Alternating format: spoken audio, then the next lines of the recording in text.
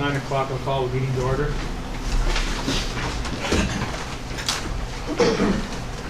Pledge allegiance To the flag of the United States of America and to the republic for which it stands, one nation under God, indivisible, with liberty and justice for all.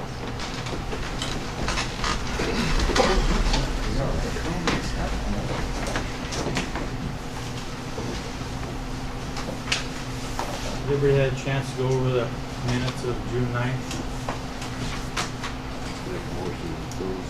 We got a motion on the floor. I need a second. A second. Any more discussion? Hearing none, all in favor say aye. Aye. Opposed say nay. Motion carries. Claims. Everybody have a chance to look at those?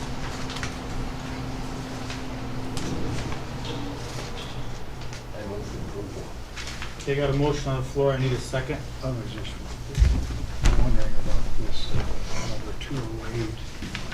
I think it's insurance. Do you know what that is? The pharmacy. The $700 one? Yeah. That's 2 EpiPens to have at the jail What are they? for an allergic reaction.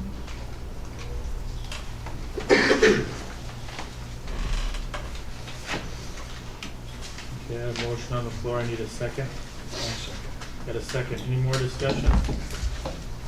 Hearing none, all in favor say aye. Opposed say nay. Motion passes. There's some people I don't know, I guess. The visitors over here, I don't know who the one guy is sitting there. Me, I'm Russell Weiss from Mulbridge. Okay, and I think everybody knows everybody else, so. Okay, let's go on to abatements.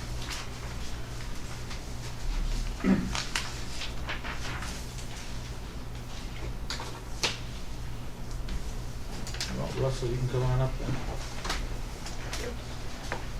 I guess the reason I'm here is because we just moved, my wife and I and our kid moved to Mulbridge last year from Northwest Iowa, bought a house, and the appraised value was X amount, and the assessed tax value was a lot higher, and I'm sure the people that were selling the house didn't care because they didn't try to fight it because they knew they were moving, and we didn't know until later that the assessed value was a lot larger, and for next year it's already been corrected, but that's why I'm here, to try to get it corrected for this year, so it's more in line with the paid appraisal.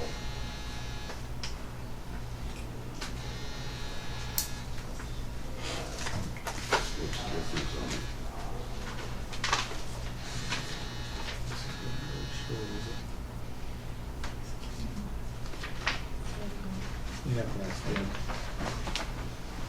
good. The house was owned by Gerald Chase. It was assessed at 167. Leases bought it for 120. So when he's talking about the assessment for 2014, paid 15, I believe, correct? So you're back a couple of years. In 2000, for 15, paid 16, it was assessed at 129. Same assessed for 16, paid 17. And leases did not appeal to 129. And but what they're appealing is 2014 paid 15 taxes that they ended up paying part of that Chase did not appeal. It was 167, and when I have a property that sells, I go and review them.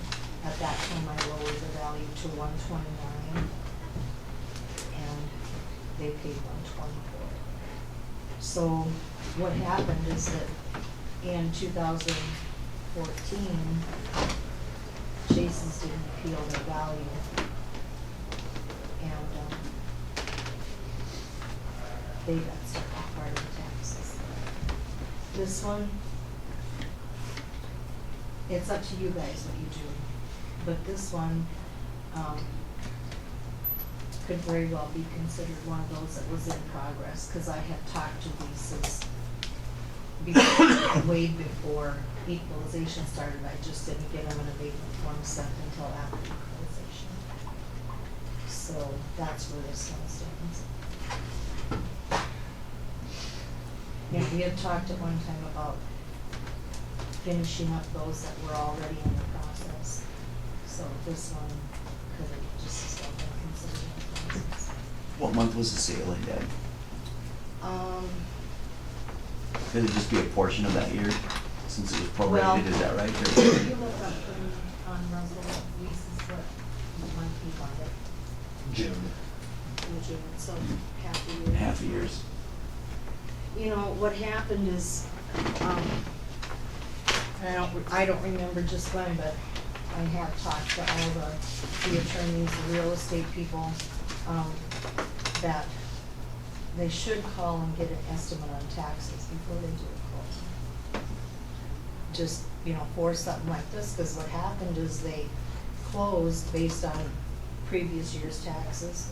So usually either leases were reimbursed for that amount, or that amount was taken off their purchase price and given to Chase's, but it didn't cover the entire tax bill like it should. About in June.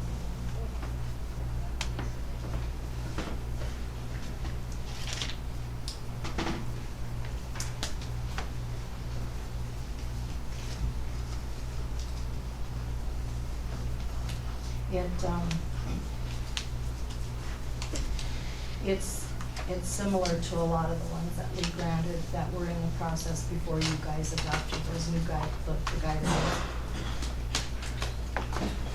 And this one was in the works. June 11th to 15th. We started the process back in, looks like October They did. last year. And then, Jamie I had a note to send an abatement, it just got put to the bottom of a pile, and I didn't get it sent to him until, although I had talked to Jamie 2 or 3 times. I would say that this one was in the works before you adopted the new guidelines. It would be your call, but if you're abating, you wouldn't abate the whole year, you would just abate the 6 months that they would be required to pay for purchasing it, because or else then you'd be also reimbursing the sellers too. So you need to make sure, depending upon what you do. Am I looking at it right, Deb? Because if you do the whole years, you're going to abate theirs plus the sellers, so.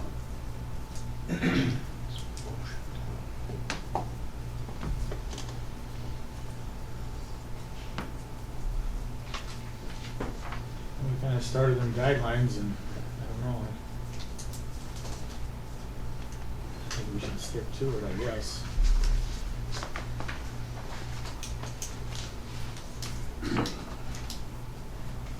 What's the rest of the commission feel? Well, it was in the works, and we kind of agreed to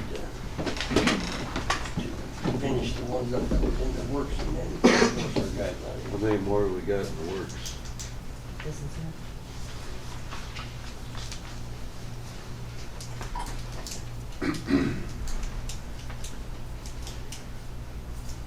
So for the 6 months, how much would the abatement actually be then? There's no requested amount on it.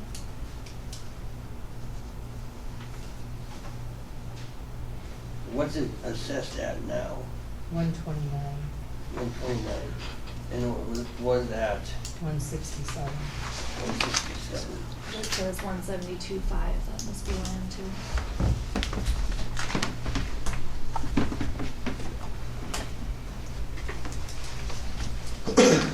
And that's what the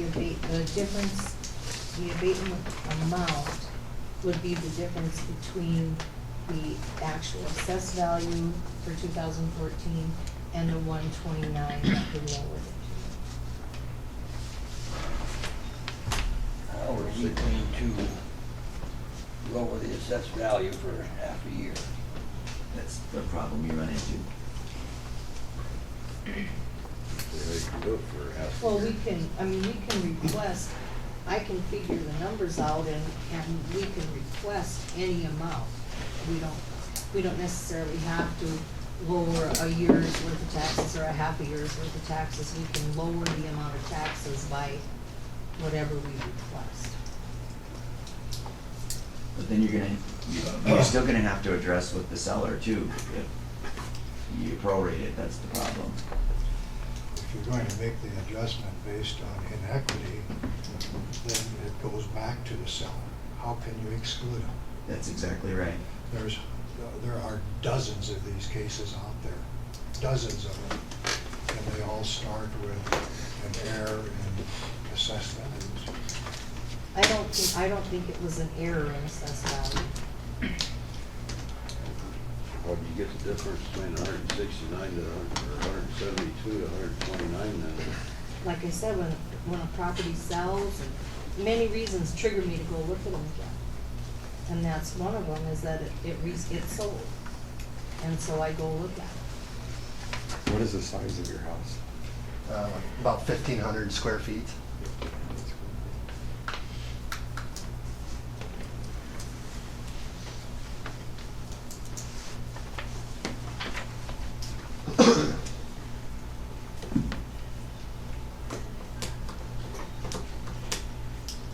And I guess one of the reasons why we're also trying to get it adjusted, you wouldn't buy a pickup truck for $10,000 and pay sales tax on it for 20. The value's been adjusted and we're just trying to get it adjusted for this year. Whether it's half a year or whatever you guys decide. I didn't know there's complications about the seller. I did not know about that, but that makes sense to me. Our problem is it's not our fault though, it's the seller's fault for not doing it. And if we try to adjust it, then they're gonna get something back from them too. So are we rewarding the seller for not doing his job? I mean, we can only, to try to do a half a year on it would be damn near impossible. In my mind, I think. The way I look at it, you had no interest in that property from the time the window for the review was open. You came on the scene after the fact, so you had no interest at that time. Going back to when this assessment you're talking about was in review. It wasn't for sale yet. That's why I'm saying you had no interest in that. So I don't think you can ask for that. Chase would have to ask for it when the window is closed. And it's over with. It's a done deal. We cannot, I'm talking to you, my colleagues here, we cannot continue to go back. We need some rules. I would have to agree. And we can't go back. You had no interest in that property when these taxes were assessed. It was Chase's responsibility to do that. Am I right or not? Yes, you're right.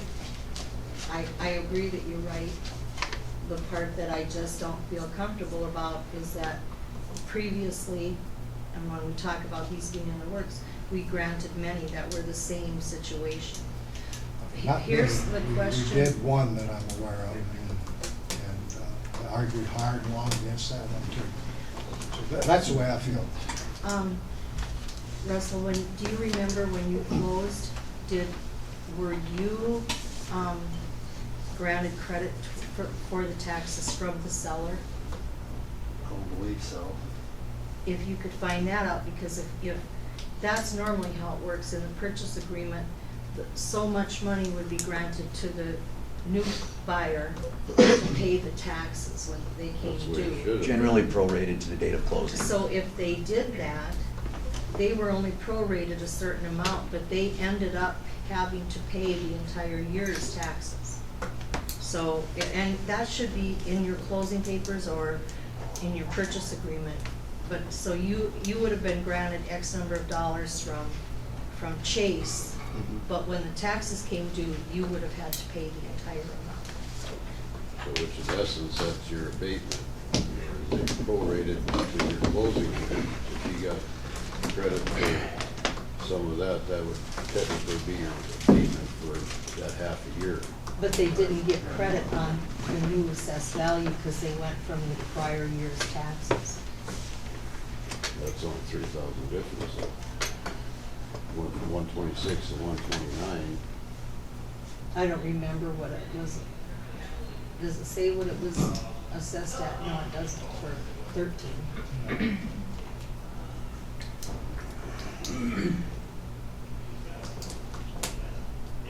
I move to not approve. Okay, I got a motion on the floor, I'll need a second. Got a second. Any more discussion on that? Hearing none, all in favor say aye. Opposed say nay. Motion passed. Sorry. It's- Our hands are kind of tight at that point.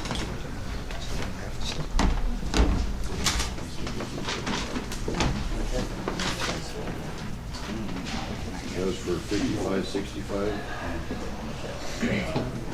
That was 55, No, that 65, was, the number on there? No. Yeah, 507, 607. 607. What's next? You got the second?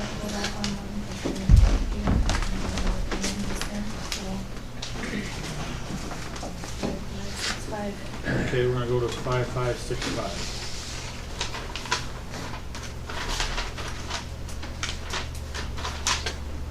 They were here. And that Pause. What are we gonna do with the pause one? That We was was pretty waiting much the for- same thing, we're gonna ask Deb about it. Haas, when Haas, Might as well just come on up, because we got 3 to go yet, so. when Haas were in for equalization this year, you guys lowered their value, and at that time, they were told that they would be eligible for an abatement by Mr. Martin, and that's why they came back. It was assessed at 197. I agreed to lower it to, I remember what it was, you guys lowered it to 169. When it was valued at 197, it was advertised, it was listed for sale for 225. At the time of their appeal this year, in April, when you lowered it to 169, it was still listed for 192.5. Haas has told you that they've not done anything to the house. The listing tells me that all 3 chimneys have new lining, it has newer maple cabinetry. Very nice house, according to the listing. Well, chimney is not just maintenance, I mean, I wouldn't know why a chimney wouldn't be maintenance. It could be, but it still affects the depreciation of a house. And it's more than doing nothing to a house. You know, and if you have newer maple cabinetry, that's certainly more than saying that you're living with the original. It's now listed for 185. You have it assessed at 169. They're asking for 140. And I don't think, by their own admittance, they said it in my office, they said it in here during equalization, and she said it here at your last meeting, that they did not appeal it last year because they were gonna sell it and they didn't care.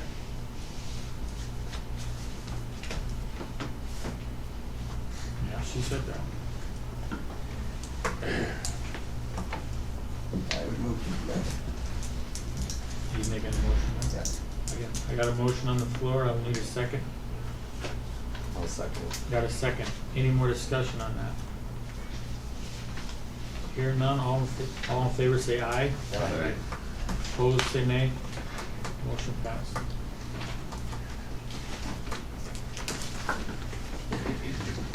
This is 5253. Is that Brown? Yeah.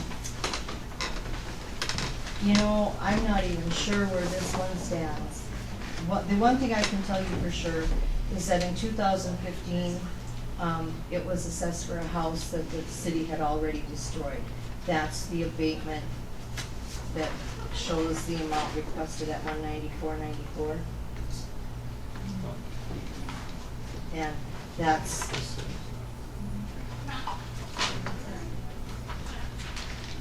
It's $194. Well, that they're asking for that amount.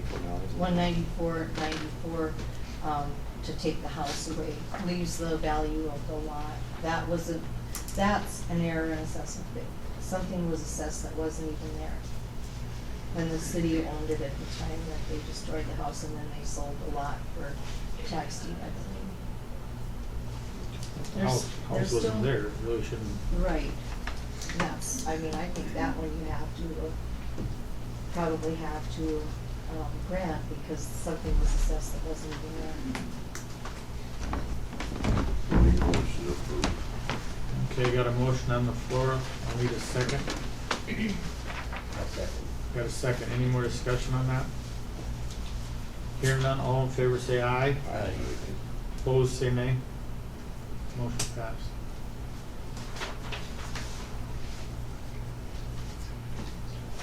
Okay, this is for Pete Weinborough. That's gonna be the same situation as Haas, where you lowered it this year. They didn't appeal it last year, you lowered it this year, and they were told to come in for an abatement. Where did we lower it to? Stephanie, will you look up what Pete Weinzierl's assessment is?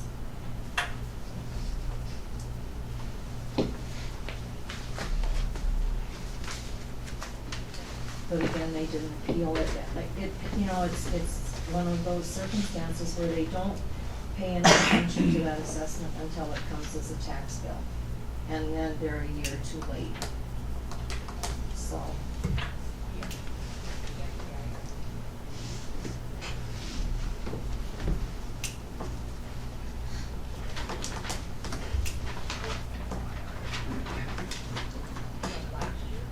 What it's assessed at this year.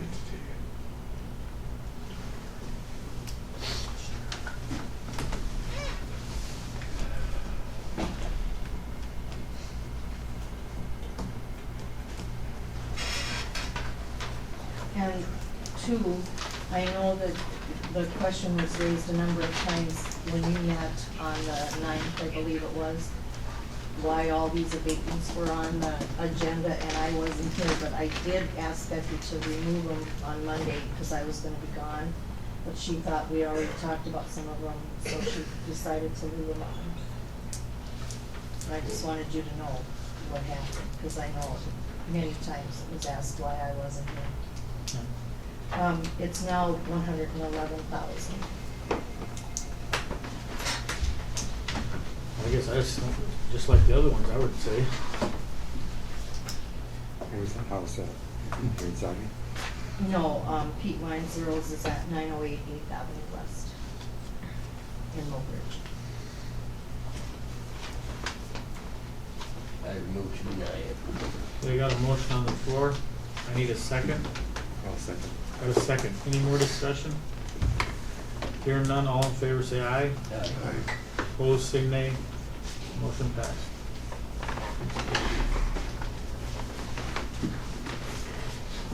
Okay, discussion regarding 4-H. She's coming. He's here.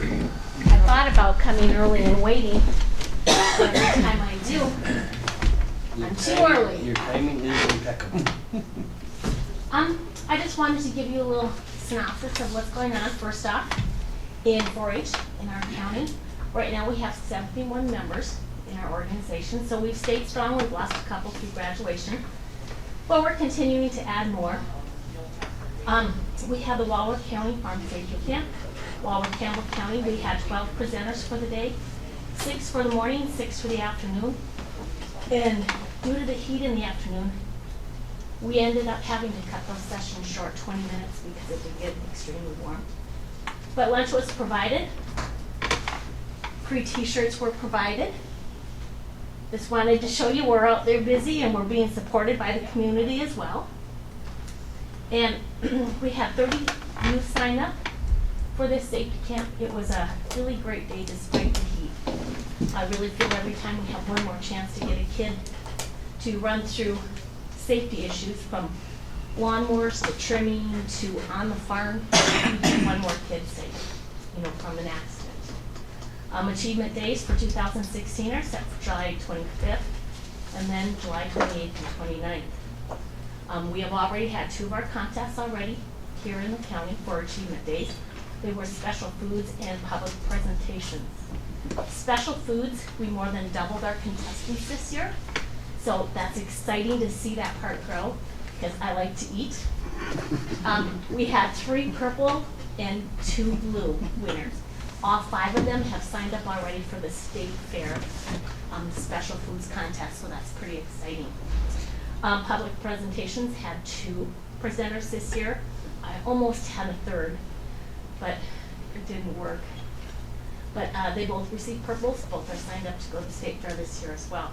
So that's kind of exciting. That's the start of our achievement days. They kind of span over a little bit of a period there. I would like to ask permission again to attend the state fair again this year. Marissa will be going, but as a part-time employee, she's only required to be there for a couple of days. But I did talk with a friend of mine down there and a couple of 4-H families. If I attend, I can alleviate about a $450 cost, because I'm going to stay with a friend while I'm down there. And then I'm going to bring, and I'm not going to let anybody take pictures, I'm going to bring a pup tent and sleep with a couple of the kids in their camping spaces, because I think that would be fun. I warned them that I'm old and I snore, so we'll see how that goes. Another is the porta potties. Ryan did get a hold of me to let me know that it was decided that we could not use those bathrooms. That surprised me a little bit, because this decision was probably made, I believe, in September sometime, and I just heard from it just before your last meeting. Ryan and I spoke, and he thought I should try Randy Carlson first, because I had didn't know where I was supposed to go for porta potties, and of course our county, I'm sure, likes to keep our money here, with our people. So Randy and I spoke. He will be dropping them off Thursday, either in the morning or the afternoon, and he will call me so we get placement right. He will pick them up again Saturday. We talked about not having any maintenance, because Thursday night's pretty little. Fridays usually are a big day. We're going to put them on this, and I spoke with Penny. I went down. I actually came to work early one day, and I spoke with Penny about placement and where we should put them. The decision was made between the 3 of us that it should be on the south side of the highway department, and then that way would be on that level apron, and so there would be less, and it will be towards the east of that building. The cost is going to be $200. I again just want to make sure you know that I'll do everything in my power to incorporate that into my budget, but it is an unforeseen expense. And then my next thing is I'm wondering, has the 4-H family or youth done something that all of a sudden, after all these years of us using the county highway department, that we're not going to be able to use that? No, it's the insurance. But I am a county employee. It is a county event. I lock that up when I leave. I open it up when I arrive. That's where it all come from, was the insurance company. Well, then, and I can deal with it. I just kind of want to know what's going on. But then I have another thought. As it becomes an insurance problem, is Walworth County liable when people park their vehicles in the city of Selby underneath the 4-H barn? I know 4-H, it comes out of our budget to pay that insurance. But I know that I've had to call Chief of Police Connect on Achievement Day barn cleanup to have him come get local people's vehicle out of that building. So I mean, if we're talking about if we're talking about insurance issues, I think that you need to know that that's happening, that, you know, I have to call and, It's been brought up many a times when we've discussed this already, and it's gonna be brought up again here a little bit later on. okay. In the meeting. I just wanted you to know, I mean, I can work with it, I just wanted to make sure that we had not done anything. No, Um, nothing it- to do with you. No. And I spoke with Penny, because we really try hard too to keep it clean, I make sure it gets cleaned out, because she does the work to make sure it's clean for us, and we like to make sure we leave our area as clean, if not cleaner. And that's how I was brought up. Nothing to do with you or the 4-H committee or kids or whatever. Awesome. I just wanted to make sure there was some concern there. I also have here, my next thing is, and we spoke about this, I'm gonna hand this around, and you can have one. These are the rates for 2017. I was asking that you consider a motion to hire a full-time youth program advisor the last time I was up here, to be shared with Campbell County and Walworth.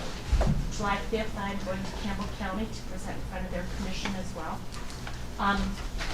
Right now it will currently be $4,718 to share a part-time.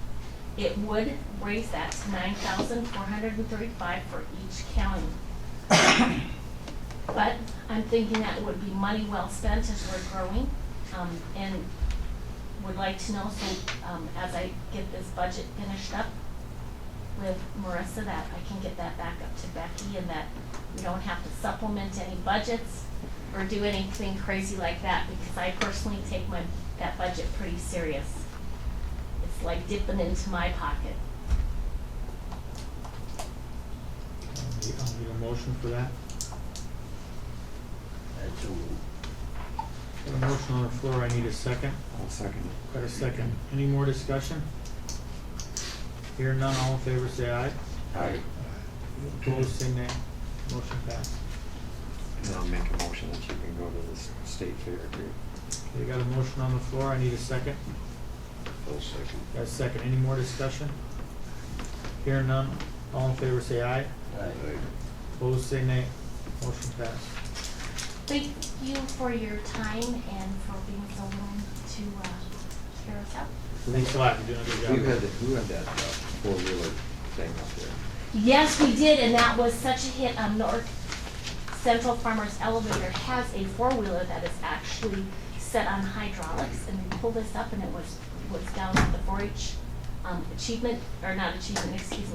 farm safety camp, and it's set up, and it shows them how it tips, and they put me up, and it's really amazing and how scared they were when they saw how it just leaned. If you were four-wheeling fast and went to a rock, and all of a sudden they were like this. And we always had two spotters, one on each side, but it was pretty eye-opening for those kids.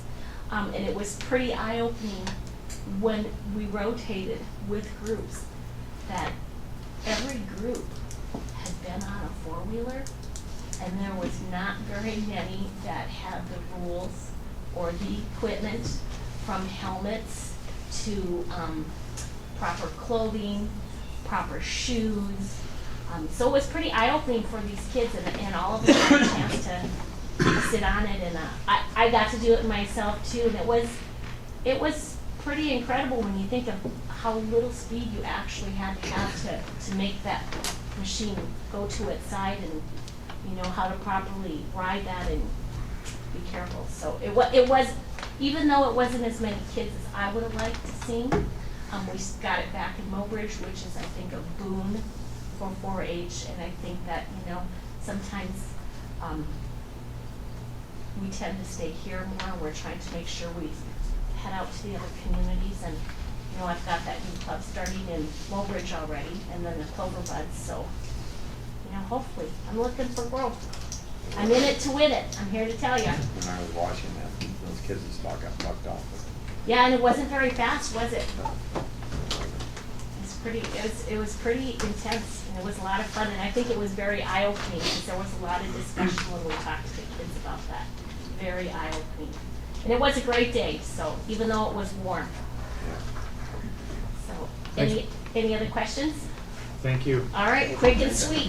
Thank you. Thank you. Actually, Brenda Penny's gonna be talking about the insurance part of it, if you want to stick around for a couple minutes. Okay, that'd be fine. But I'll get there. But that's all right, I'll wait. Good morning. Okay, first thing on mine is the budget balances. Anybody got questions?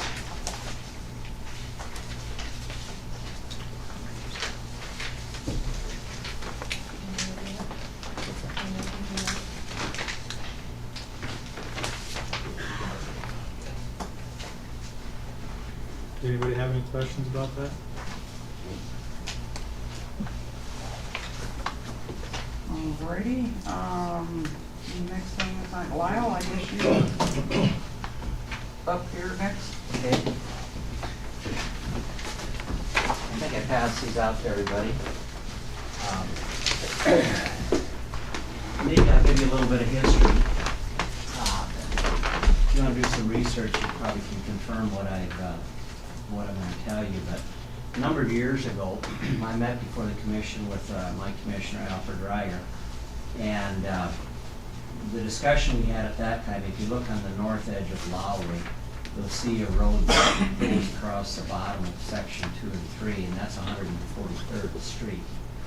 And it was confusing for people to know which one was which, because of the junction of 310 and 143rd. So we thought an easy solution to it would be to just rename that road going east out of Lowry to East Lowry Road. And that's called the East Lowry Road until it gets all the way to the right hand of your map there, which is on the east side of section 3. It really doesn't follow a section line except for a short distance there, right east of Lowry. So that road was renamed East Lowry Road, and originally we thought about renaming the one going west of Lowry, but I guess we just didn't pursue it. And I'm here today to ask you to consider that. Now I'm going to start off by saying I think we've got a wonderful 911 numbering system in the state of South Dakota. And any change that we make like this, you need to give real serious thought to, does it really make sense to do it? Because we just can't be all at once arbitrarily renaming roads. But here's why I think it needs to be renamed. First of all, if I tell you right now that my car is disabled or I've got a vehicle accident along Highway 83 near 144th Street, the junction of, you probably would be clueless as to where that is. But if I told you it was at the junction of Highway 83 and the West Lowry Road, right away you would say, I know about where that would be. That's the first thing. The second thing is, if you look at that map, you'll see in the upper left-hand corner, the confusing part about it is the highway that goes into Casca is Highway 144. So now you've got somebody, now I understand with 911, we can locate with 911, but sometimes, maybe the person they're calling doesn't have those capabilities. So can you see the confusion that can occur? Is it 144th Street or Highway 144? That's the other reason that road needs to be renamed. If you want to give yourself another reason to, streets go east and west, avenues go north and south. Well, the first half mile of 144th Street goes north and south in the middle of a section. So it's actually a quarter line. And then you'll see the last mile of it isn't even on a section line. It's off the section line. So if you want grounds for renaming it, there's plenty of reasons to do it. But common sense needs to prevail. We got the one going out of Lowry, we call East Lowry Road. This one we should call West Lowry Road, so I'm petitioning the commission to rename it. Now, I also know you might decide to rename it today. It might take 20 years until all the maps are correct, but I understand how this process works. Jim Houck has informed me how it works. But we have to start somewhere. We can't say that, well, we're not going to do it because it takes so long to get it corrected. So I'm just petitioning you to do it. If you decide not to, I'm going to sleep just fine tonight. But I think from a common sense standpoint, it's not a bad thing to do. I know that some of us, and Scott in particular, at times gets frustrated. I've had to do locates near Lowry. And the 143rd Street is a really still, even to this day, because if you look at this map, this is a 2016 map of our county that I took out of the flag book. And East Lowry Road's not even written on there, it's called 143rd Street. And sometimes getting those guys to come off to locate, unless you're right there with them, they can still get confused because their maps still haven't been corrected. But I still say that's not grounds for not doing it. We need to do it, and eventually our signs and all our maps will be the way we want. So what would it take, Penny, I mean, you'd have to get different signs, I mean, what it like to cost on the sign? Probably about, with posts and everything, you're talking about $100. What do we need to change posts up, Penny? Well, if we would need to change posts. The signs themselves are about 60. I have to submit to MSAG, which is in Denver, and that's who's on it, that's who I answer to for 911 address. I have to design a new range for this. It's not that it's a lot of work, it's just that I don't, sorry Lyle, but I don't know how necessary this is to do this. I did talk to Bill Thorstensen. He's got the only property on the west end there, the old Beaver place. Yeah, no one lives on it. Nobody, so there's nobody that's gonna be impacted because they have to change all their mailing addresses. On the East Lowry Road, is there a sign on that? Well, that's the other thing. There's a sign right at the junction of Lowry, right there on 310. There, it says East Lowry Road, and away on the east end, at the junction of 315 there is. The confusing part, and I've spoken with Penny about it, is that 312th, the junction of 312 still has 143rd on that one, so that one needs to be changed. So we got, on both ends, we have the right sign, but in the middle, we don't. I make a motion to approve. Okay, I got a motion on the floor, I need a second.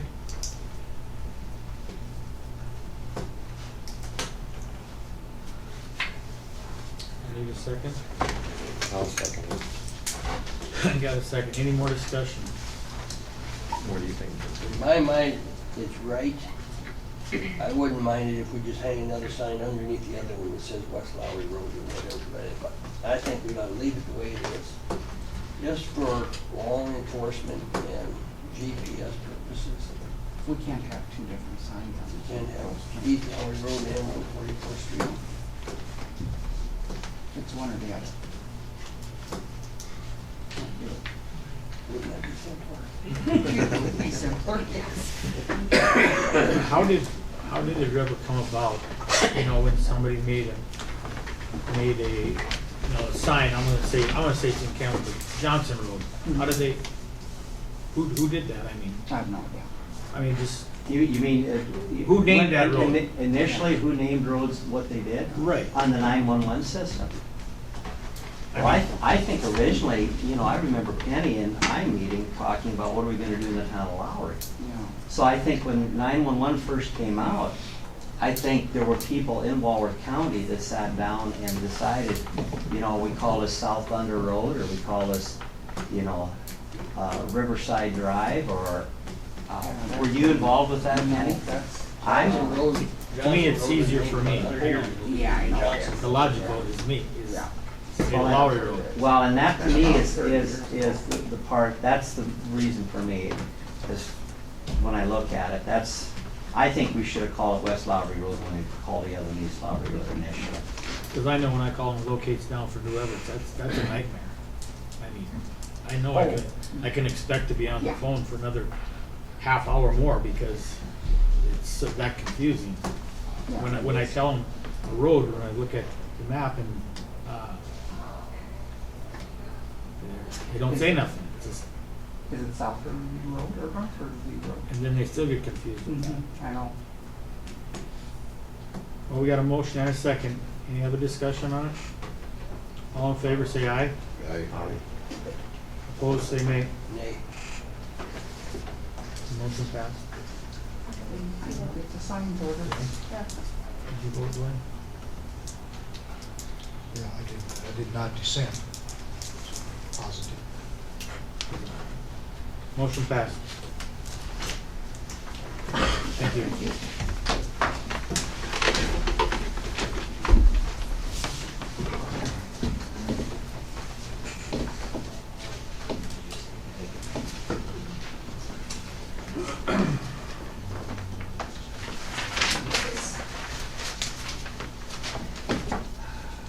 Okay. I got a call from Java City Finance Officer a couple weeks ago wanting to know if we would sweep their main street after it was chip sealed. And I told her generally the contractor does that.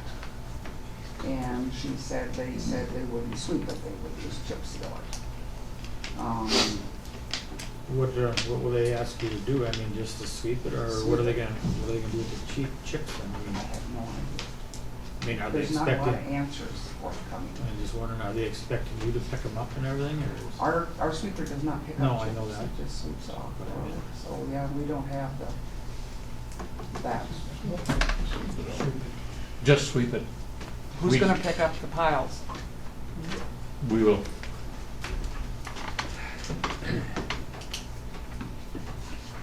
Anyway, I want, So does that fall under the category of taking business away from a private, not from other government. not under government? If I may ask, who's doing the chip sealing? Jensen. Why wouldn't Jensen, they got sweepers, why wouldn't Jensen sweep? They're gonna be doing both the highways on the west side of town, 271 and 130. So they're gonna be busy doing those, and they won't, Because they gotta They're gonna sweep have to those. sweep those, They gotta too. sweep those. they're gonna sweep it to start with, is what he told me on the phone, to clean it, and then they put down medium and the chip, and then they would move their equipment out to do the highways. Because they're just gonna swing in when they're doing the 2 stretches. Still, they're gonna have to sweep those when they're done Yeah. in the state highway. I recommend they call Jensen up and sand back and ask if they can't do a complete job. I can give them a call. I 'cause they guess were I think supposed I to would do it. ask them that, I just don't understand, I guess, why they wouldn't just do the whole works, I guess. To me, it makes That's- no sense. That didn't to me either, but that's what they quoted me on the original price. They would clean it up. When are they planning on doing this? It was supposed to be late May, beginning of June, but now it's the 28th, and I have not seen any activity on any of the highways or on Main Street. So I was gonna call them this afternoon and find out when are they planning on doing it. I guess my thought is that I think I would pursue them to finish their job. Okay. The next thing is discuss with the town of Java their request to do their maintenance on their town's gravel streets. And this is the gentleman from Java.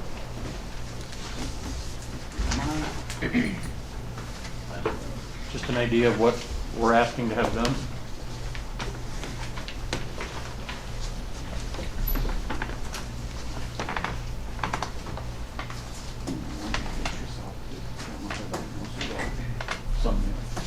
My name's Gene Beekler. I'm currently the board president for the town of Java. You want one of those for me? Okay. What we're requesting is, it's been a number of years since we've actually had road grading done within the city, and we're coming up with a lot of potholes, and the shoulders are getting pushed out. So we'd like the shoulders pulled back in, and the road surface is re-crowned, and then we've got potholes, and I understand those have to be cut completely out and then refinished. And right now, the town is 6 by 7 blocks, and there's probably at least 1 pothole per block. And I guess mine on it is Jensen's is in the business to do that. They won't do that, or? They will. We haven't gotten a quote from them yet, but based on what we've gotten, they're busy up this year. We'd like to try to get it done this year, so we don't go through another winter with potholes getting bigger. Yeah. What we'd like to do is be able to lease the blade when it's not in use and hire the operator when he's got his off days.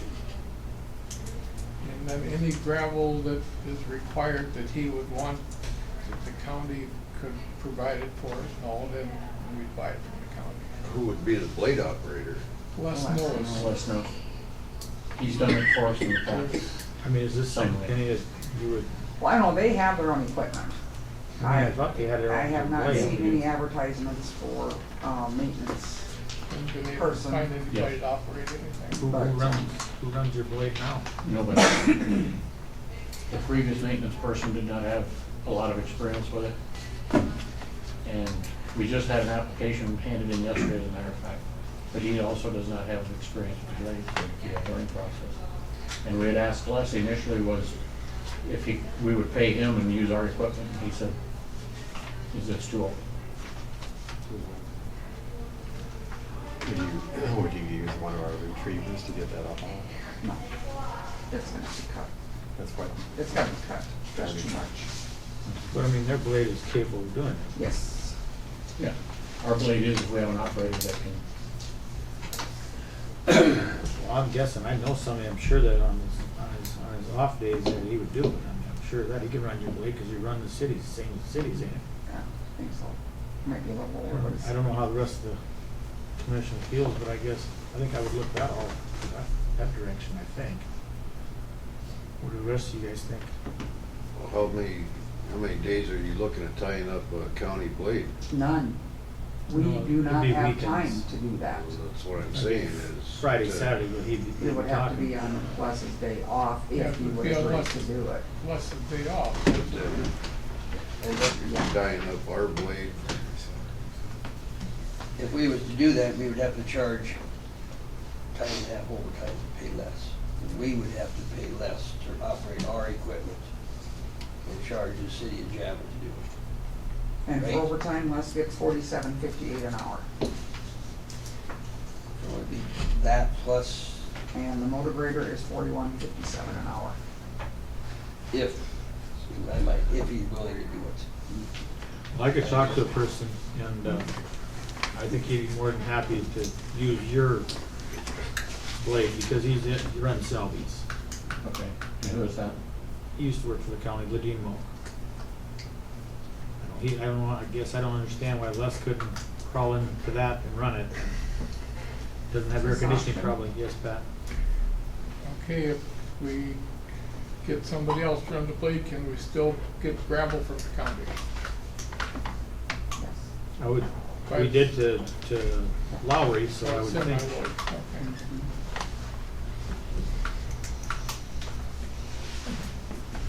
And that's gonna cost you about $183 for 36 yards.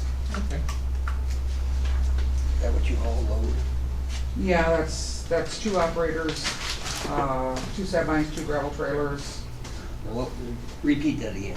Okay, 136? no, about $184 for 36 yards hauled to Java. What can you haul on your 18 one? yards on each gravel trailer. 18. What are those side dump trailers or bottom dumps? Bottom. Okay. But that would also have to be when we're done with our stuff. You need to work it in. So ballpark, what would it cost per load? That,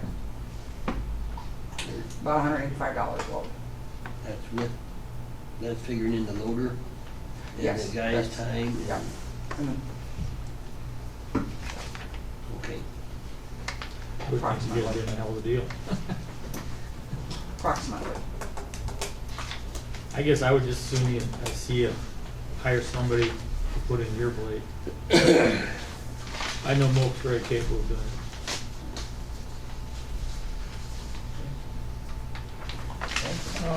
Could we get some names, anybody knows the names of people to contact? Ladine Moak. Yeah, you got that. Jim Moak, Ladine. Ladine Moak, okay, I didn't quite. It goes by dude. He run the city of Selby's, and I think they're identical. What is it, 140 or something? Is that what yours is too? We just 130, get, 140? yeah. Just replace the old one. Now if you go down to my shop, he's right down. Alright. And I'll get with If not, Johnson. just call me on my cell phone number, he'll be with me this afternoon. 848. Yep. 1524. You can't get Wormy in there, or you can't get up the stairs?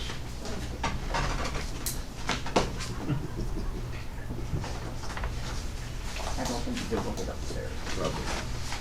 All right. Thanks very much. Thank you. Okay, we talked about the 4-H building last meeting. We wanted some time to think about it. Since then, we've had vehicles parked in there that were not county-owned vehicles. I know you said that, excuse me, go ahead, I'm sorry. No, it's okay. I knew, you had some little arrangement work with Jerry, right? Yes, he does all the mowing around And it. I've taken that there's other ones that are. Oh, yes. Yeah, as soon as a storm warning is out, then people use it as their Garage. personal garage. And then they stay there for quite a while. Well, I almost called Josh the other day. Mr. Ekram had 2 pickups in there. Mhm. And, but Was he at your facility? when I did go to check on it in the afternoon, he had moved them. So, I guess, the way I look at it, I don't know how you guys look at it, but Penny gives the one person permission, and I think that's all that should be in there. Whatever arrangement she has worked out with that, I would say that's Penny's doing. I don't know how the rest of you guys feel on that, but I think that's how it should be. It'll be our insurance that pays if something happens to those vehicles. Even if they're trespassing?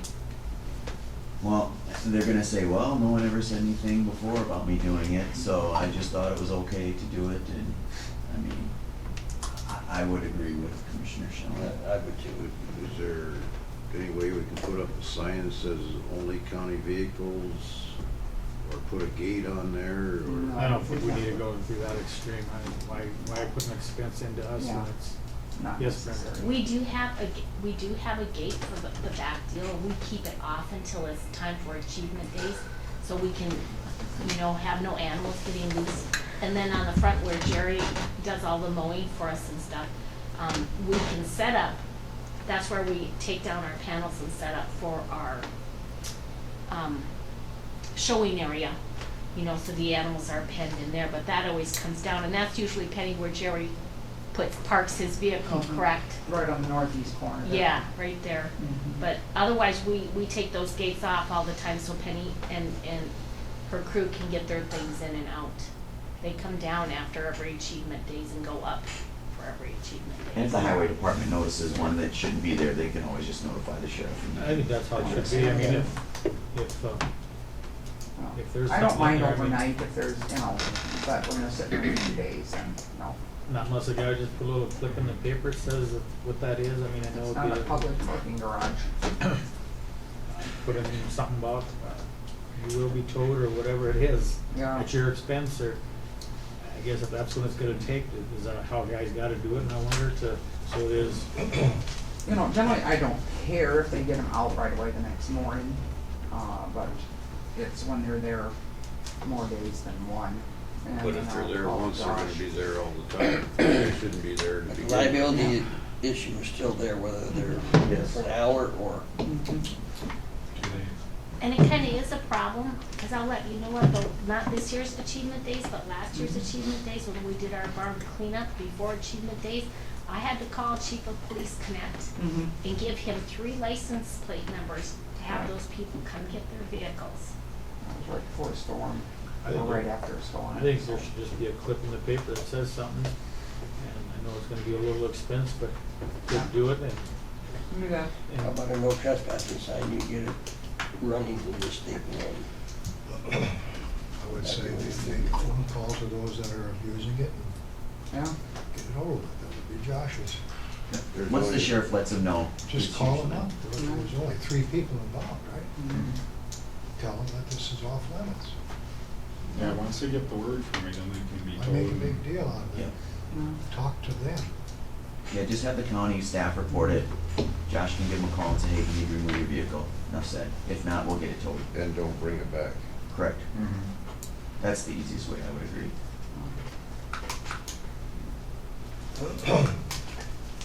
All right, we'll take care of that then. Okay. Okay, now Scott, I know you wanted this on here, and I have stuff for it too.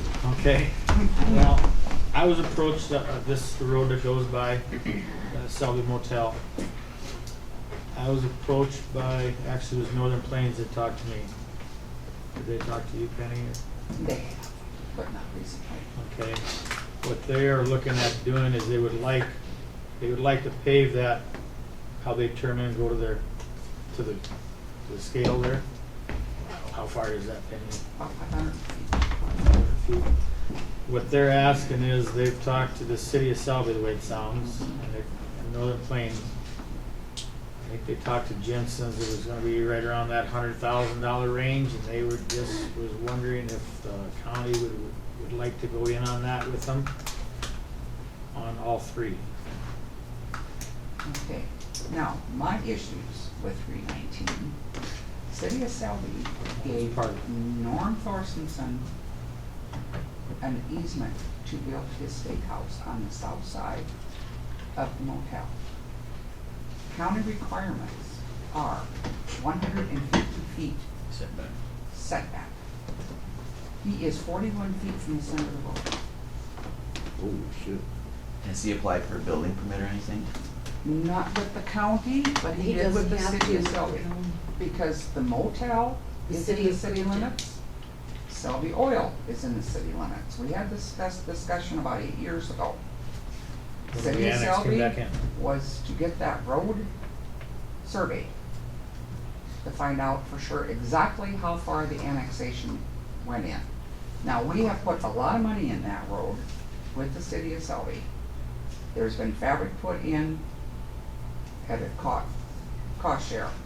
But with that steakhouse, and I'm not saying anything against anybody starting a new business at all. I'm just saying, with that steakhouse being 41 feet from the center of that road, if we get a bad snowstorm, I don't wanna be the one responsible cleaning out that road.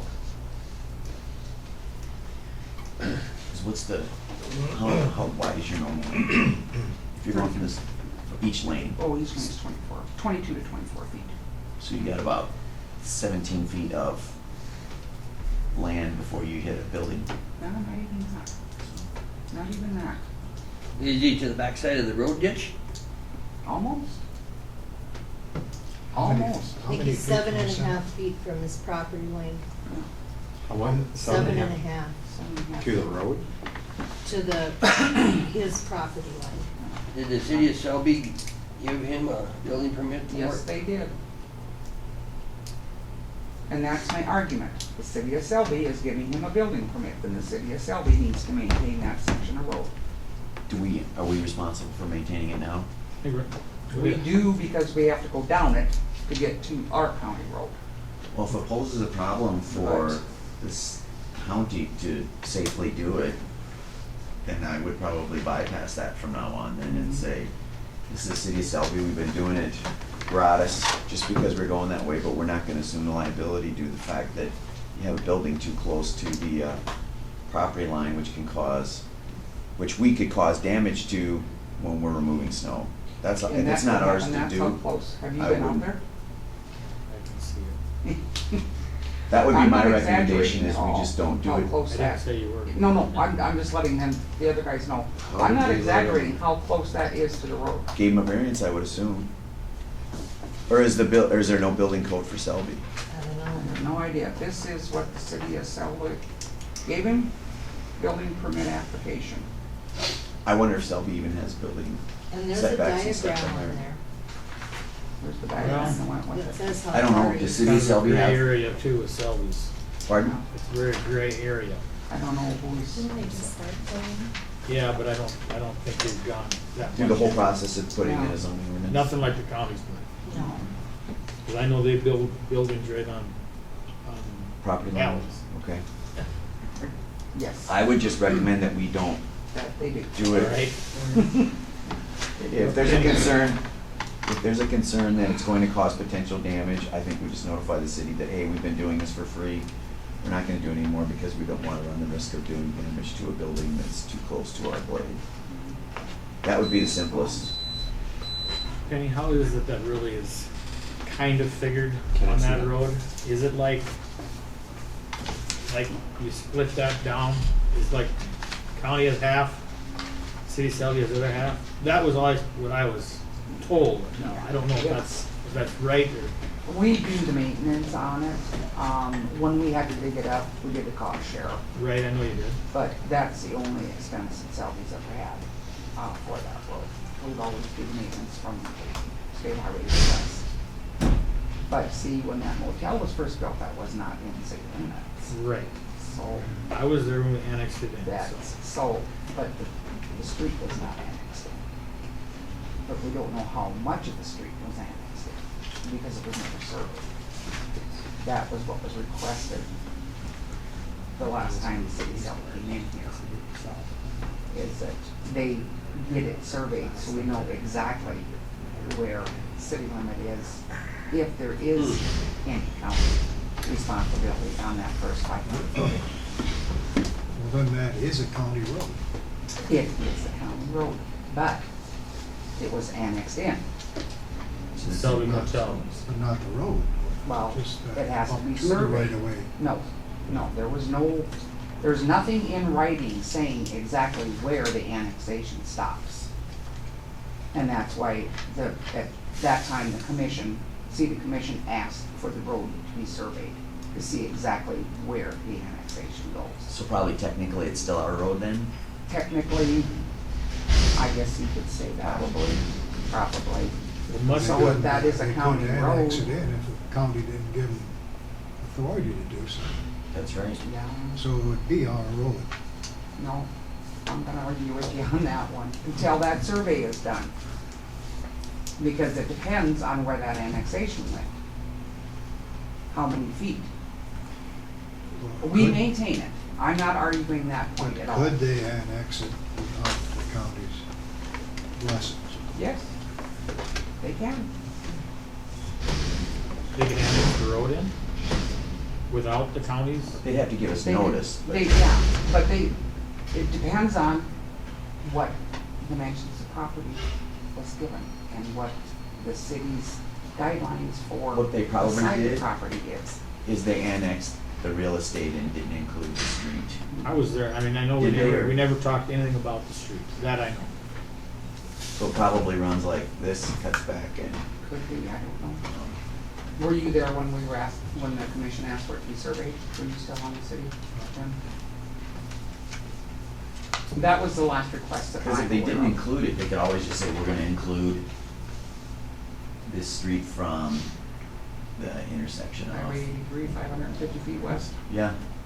Or something like that, to put it all in, but that's something that, I think Commissioner Martin's right, it's probably not annexed in. And if it isn't, then they needed to follow the county guidelines. Correct. with the Correct. setback. If it's in the city limits of Selby, it's under Selby zoning jurisdiction though, so you kind of have A gray area again. there. No. City and county, but Because the county really has no best thing, enforcement of zoning issues within the city of Selby. best thing would be is that they clean up their annexation and make sure that that street is annexed in along with the property that they annexed in.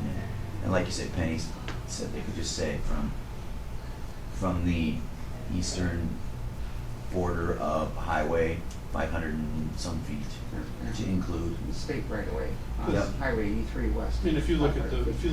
the roads that the county has and maintains within the corporate limits of the city of Mobridge, you don't have that 150-foot setback on those, and they're technically county roads as well. So, I mean, it falls under the zoning jurisdiction of the city of Selby, is what it is, but they should annex it in because they're exerting their authority over it. So, I mean, that would be the good thing for them to do, The proper thing to the do. politically correct thing for them to do, yeah.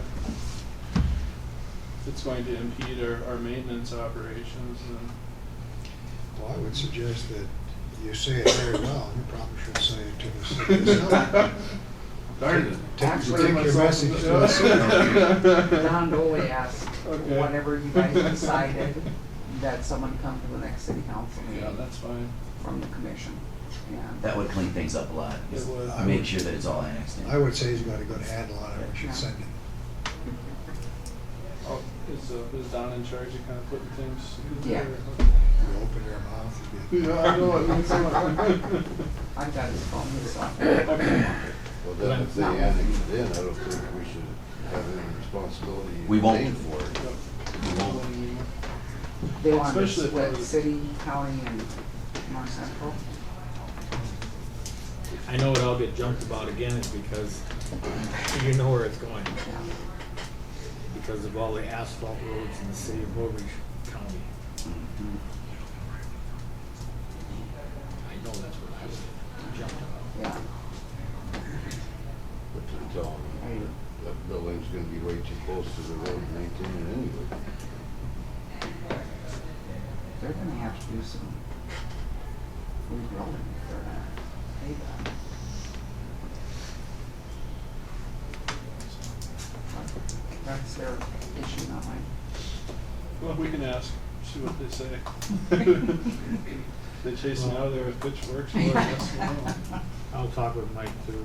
Okay. I mean, if they're willing to put the money into it to either put a blotter in or a mat is what it sounds like. Oh, no, If they're gonna spend $100,000 Blotter wouldn't do That would not, it wouldn't hold it for That'd be 2 weeks. destroyed. Then there's not gonna be a lot of maintenance on it after that. I mean, there'll be the occasional chip seal. No, it needs, there's some serious turn right there. Oh, yeah. So now it would have to be, Matt's gonna hold up under that, it's but. gonna take a very thick mat for a while.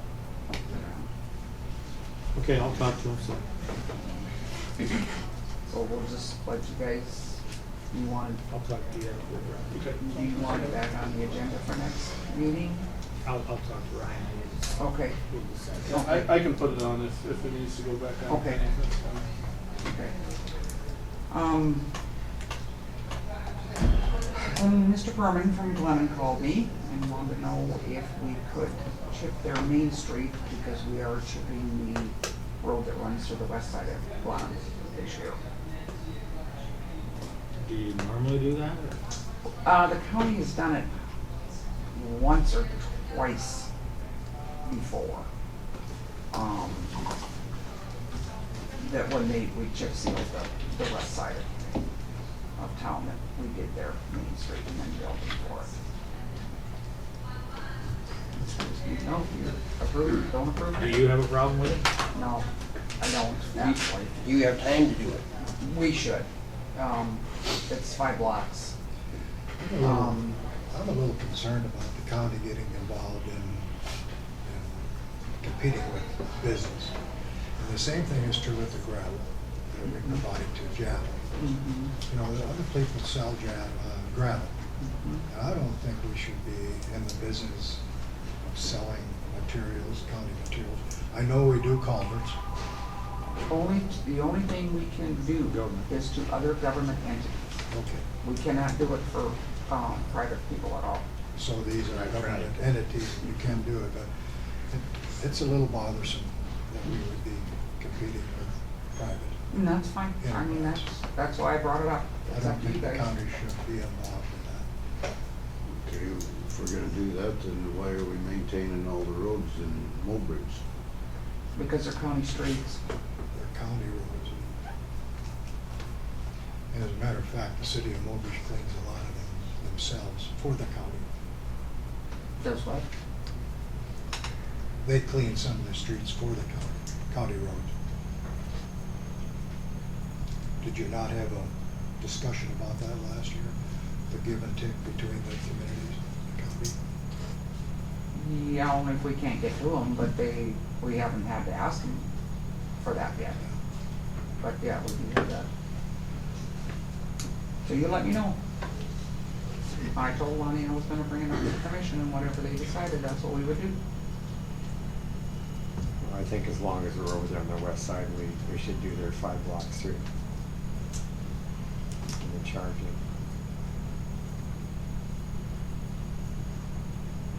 I would like to see it done. But it's like Wayne said too, this is, we're not in, there are places that, that's what they do for a living. But it is another government entity. I know the city of Casca hires a private company to do theirs, don't they? Yeah, we do. And to maintain their streets. Yes. Yeah, but council's never asked. We maintain our own streets, but I don't care one way or another. If they've got time, it makes no difference to me. I was here at the meeting when Dave Jensen was here, complaining about the county doing private work. How many years ago was that, 30? Yeah. Decade, go back and look at the minutes. I can. I know that was a big issue back then, and But it was I can see fairly for- heated in this room.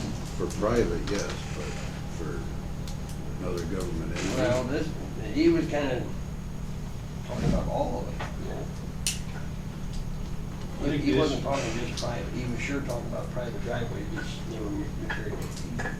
The issue comes back to, you know, if we could do it for a cheaper cost, we're saving the taxpayers money by doing it that way too, so it's kind of a return to taxpayers as well, because otherwise they have to front the cost in the municipality. It's not saying right or wrong, but that's kind of. Okay, but then you gotta, I guess you gotta look at the same thing that we just did to Java, Mhm. you know?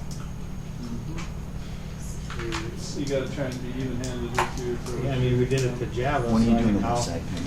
How can that be fair then, then all of a sudden then we let, Is it like later on this summer? we do Glenham? So you need a decision. I guess. And then on the Then we, other- then we on the should other- have. And I see what Ryan said, but on the other hand, that company provided jobs to people in this county, and they're, you know, it goes around and around. I mean, what telling me is the right thing to do, but I don't think it's quite the right thing to do either, though, because that's what Jensen does for a living, or whoever they would ask. But then the same thing we just did a few minutes ago to Java. The Java guy said, you know, that they thought they were gonna come in May, and, you know, it's already July and they haven't been there yet. If we're right there and can do them and get them done, I don't see why we shouldn't. Penny said she's looking at doing it on the 11th of July, so she's probably gonna need a decision up or down. Yeah, I do need a decision today, because we're gonna start chip sealing in a couple weeks. Don't get me wrong, I see helping people, helping other places too, but then by God, then we should have go back then and do Java. But Java wasn't willing to help us with our buildings, With what? with our buildings. We don't have a chip sealer in Glenn. Oh, The town doesn't own a chip sealer. got a point there. Town of Glenn doesn't have a chip sealer No. and all that stuff, but It was they just had a blade, common- that's what they wanted to use was a blade. The city of Java is not really willing to help on that nice building on Main Street in Java either. I realize that. Whatever we do, we'll probably. I make a motion to approve. Okay, I got a motion on the floor, I'll need a second. I'll second it. Got a second. Any more discussion? I guess that, then I'm just gonna go back to the same thing. What are we gonna do with Java? Leave how it is, or, I mean, how do we treat one entity that way and another one this way? I mean, how can we sit here and actually do that? We turn somebody down and, They have a blade, all they need is a blade operator. McCaska hires out, they don't have a chip sealer or the equipment to put a mat down like they did this year. Or Casca, I maintain their don't know rooms. if you've been there lately, but there's a very nice mat going all the way through. I mean, I don't know what that costs, but I, $108,000. For how many blocks? and I agree, Kevin, with you when you said that Java's got a blade. I realize that. Didn't New Everett's do something a while ago? We just chip sealed, we hired Jensen's. But they're a road district. Right, we can't, we are our own entity, we don't belong to the county or anything, so we have to hire, and we hired Jensen's, and they came out and chip sealed for us. And I think it was around 20,000, something like that. It came out to about $1,100 per household to chip seal. They came out and did it all. We're not a government, so we can't. We have to hire. Being they're gonna be in the area, it's gonna take, what, 4 or 5 hours to do it? I think it would be a mistake to get involved in that kind of thing, compete with private business at whatever scale, whether it's an hour or 2 days, it doesn't matter. The size of the project, it's just, in my opinion, the wrong thing to do. I could see if it was a private deal, but it's another government entity. I think in Acasta, we pay somewhere between $10,000 and $20,000 a year for blading and whatever graveling we have done on our city streets that are still gravel. You know, we add gravel all the time and have it bladed almost every spring. It's run somewhere between 10, 20, 25,000. That's what we use our 2% money for. Jensen says that. I guess the way I look at it too is I could see if, let's just say that the city of Glenham did notify Jensen's and then Jensen's or whoever, and they said, yeah, we'll be there like Java, and they're not there in that time frame. I guess then I can see why if Penny's there and or the county is working there, then I can understand it, but I guess I'm looking at it both ways, I guess. That's how I look at it. So I got a motion on the floor in a second. Any other discussion? Hearing none, all in favor say aye. Aye. Opposed say nay. Nay.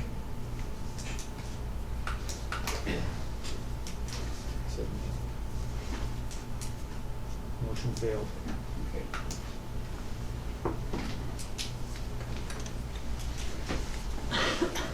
Okay, then, a discussion with Kenny Jensen wanting, we have, in the spring when we do our low limit restrictions, 10th Avenue West, which goes out to the water plant in Millbridge and Rifle Range. We post that road, but we post it just north of Shopko, which used to be Elko, so they could get their supply trucks in. Kenny has asked that we move it further to the north. They have a commercial building a little further to the north, but on the east side of the road. Asked if we could move the weight restriction past his building. I asked him what he kept in the building, and he said semis, motor graders, tandems, which none of that would be would be overweight.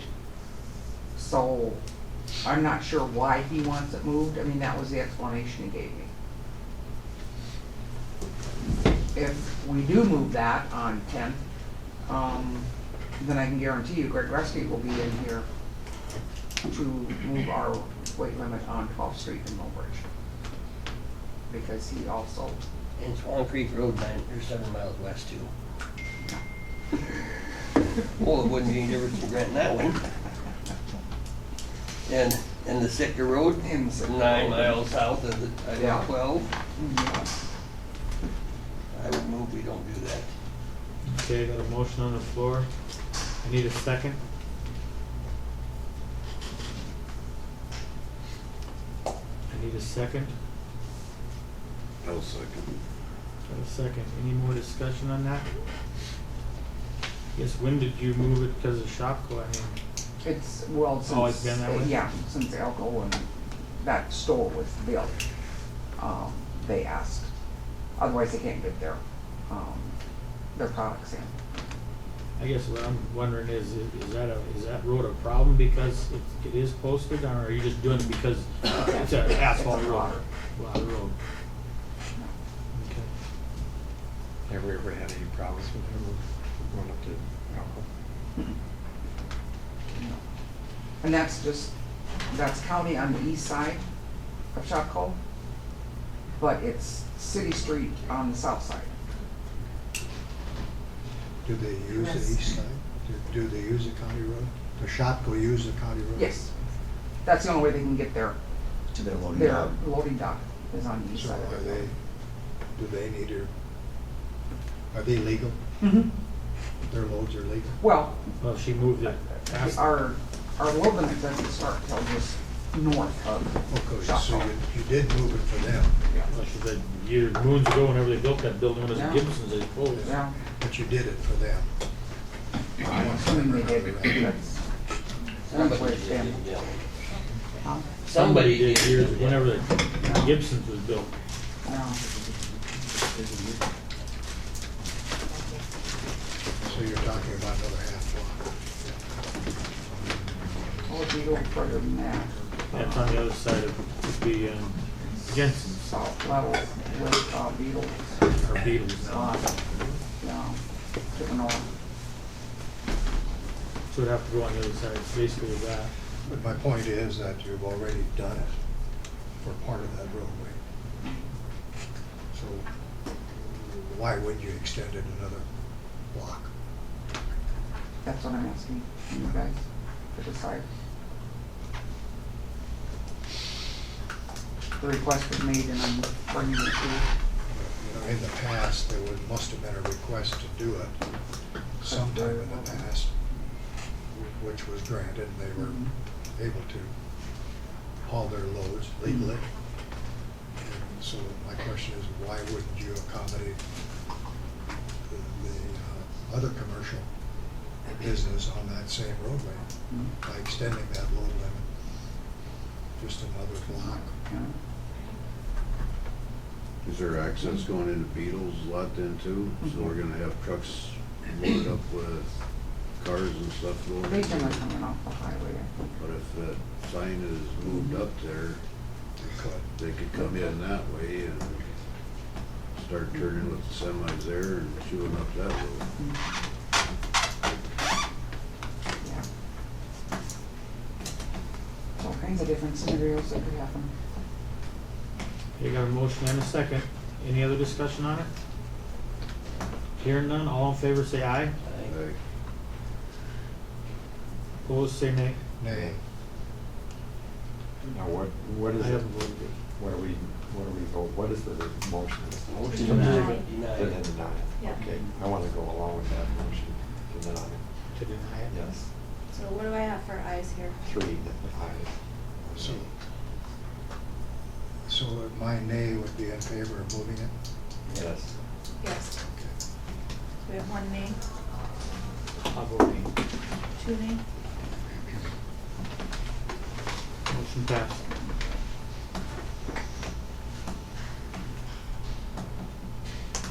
Okay, steakhouse, we already discussed that. Jensen Rock and Sand got our chip crushing contract for this year. Deadline is July 1st. They have not moved in up north yet. There is a $200 a day penalty for going past, deadline, Is that why they got their excavator up there? probably. They're just starting to move in. Okay. Yeah, they did some, test holes yesterday. But anyway, it states in the contract that it's assess liquidated damages of $200 per working day for work not completed by the completion date of July 1st, 2016. They will not be complete. How long do you think they'll run over, Penny? Possibly 2 weeks. Will be 10 working days. Contract's a contract. You're right. Deal's a deal. But I do think you need to be on the same page, the 5 of you, because they're going to come in and ask for forgiveness, I would assume. But, or ask, or whether really there's something, but, yeah, I would agree. It's You had plenty of time, I would guess. correct. What the contract says, that's what it says.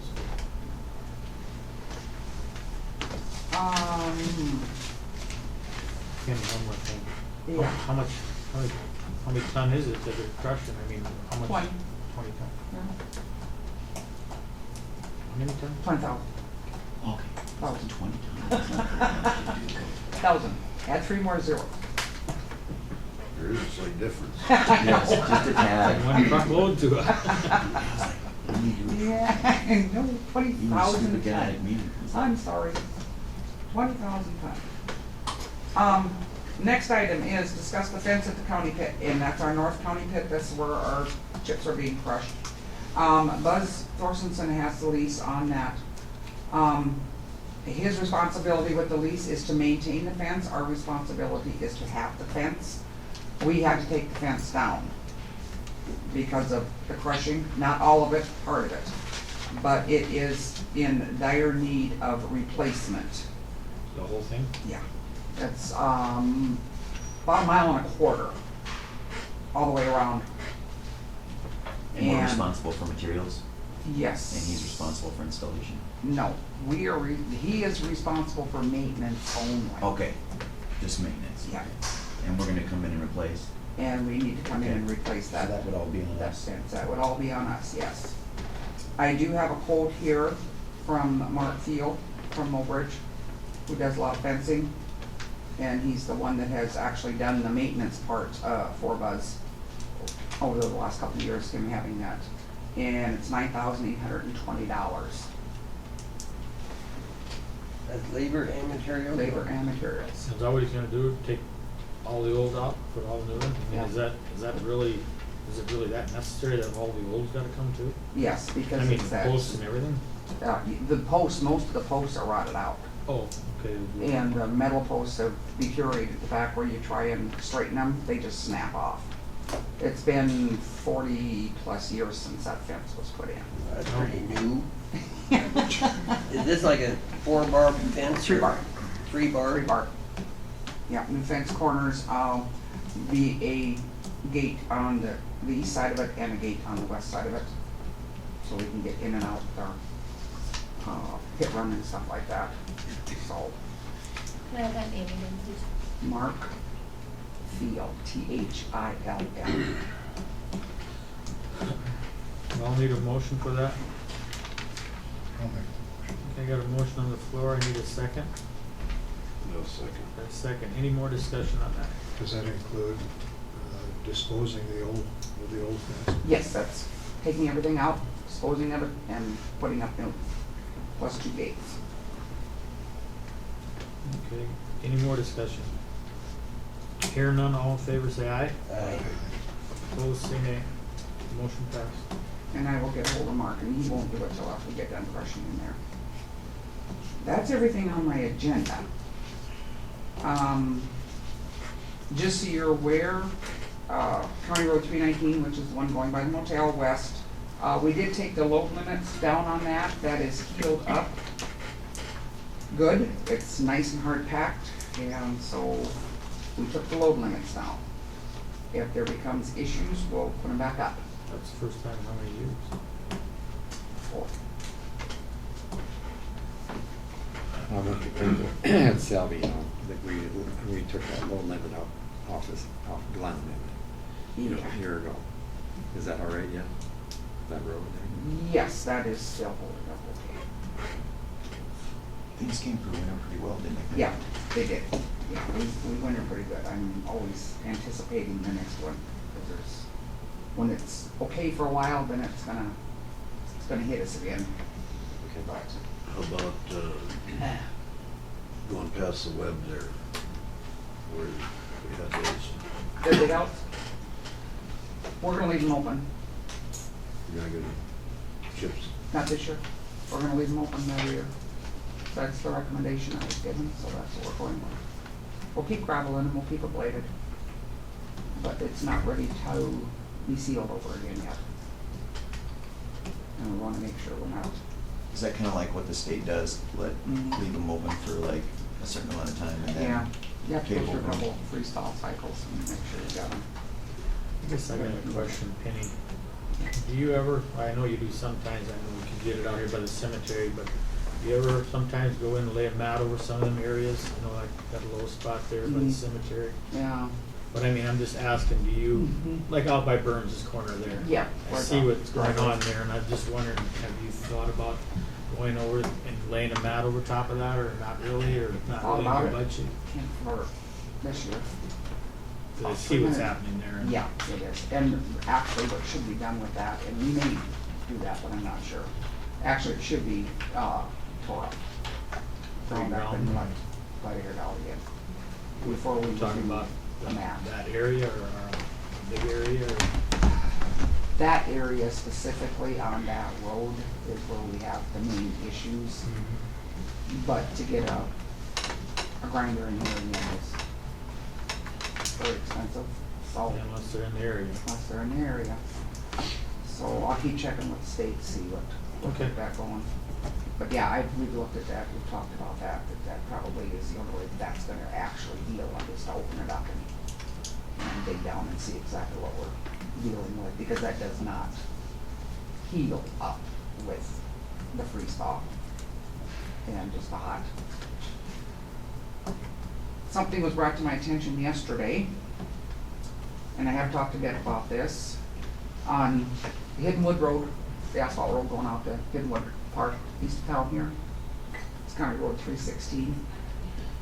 There have been 5 grain bins that have been put up on the east side of the fence in the field. There were no building permits requested. I don't think Greg could find one though. Who is that? Or right away. John Haney, or if I'm pronouncing his last name correctly. They are not set back 150 feet from the center of the road. I'm just making you aware of it. I Just know. seen him the other day, I went by. Yeah, What side of the road, on the east side? east side of the road. How long have they been up there? Not I've very long. been, I'd say in the past few weeks. Oh, okay, so this is Yeah, something that this came in is just- recently, it hasn't been yeah. sitting there for a while. No. I think the bins just sitting there. I And don't the think bins it- are just sitting there. They are not on concrete. They're My just guess he's just gonna pour cement inside, I'm guessing. No.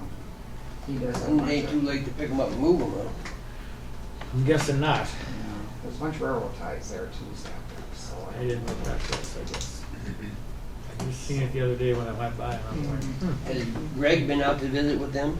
No, Penny just talked to us about it, but I'm gonna go out there. Or talk to John. But, you know, and this is what we're up against with the zoning stuff is, I think in current zoning, there's, some penalties for not getting a building permit, it's never been enforced. So I think that's something that we're That would specifically be the addressing thing to start. in this Yeah, you should go out. zoning. Somebody should go out and say, look, you're in violation. Greg Here. and I can go out. And you need to make sure you're within the setbacks and see what the response is. no question or not. I'm guessing they're more likely gonna ask for a variance. But that's gonna be on them to do that. Right.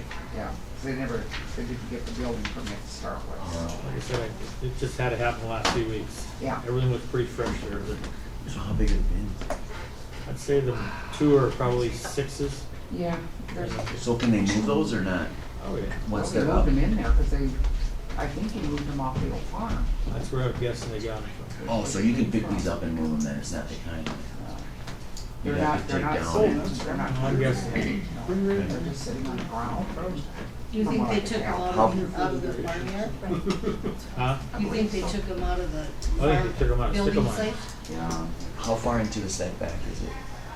I think the next year. If you had to ballpark it, what do you think? I'd say at least 40, 50 feet. So at least More, one oh bin. hell, more than that. Yeah. Probably close to 100 feet. No, So a couple bins then. there's And 5 the- bins. There's 5. Right, but are they all right along? All of them are in, so Yeah. they all need to be set back farther. Oh, Yeah. They're all right in the road. They have little trucks that come and hold up and run a strap around way down. oh.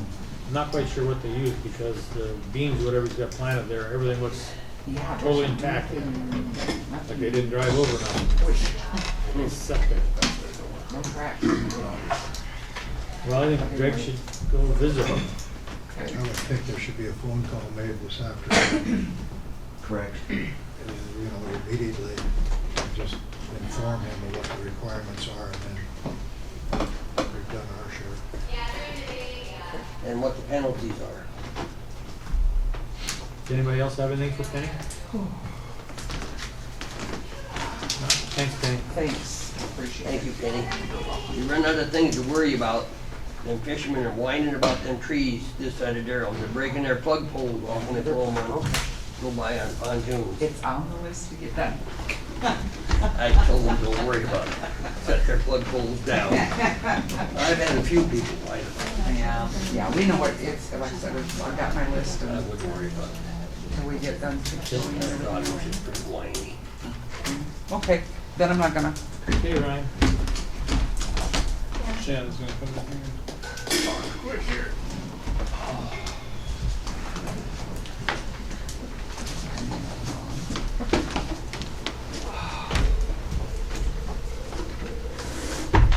Yes. The budget's up what? No. For the old pickup. Oh, for the old pickup. Went through, Brian, I was looking this morning, it's almost cheaper to get the state bid than anything for a new vehicle. I got the quotes right here, I'm gonna pick around, I can show you quick.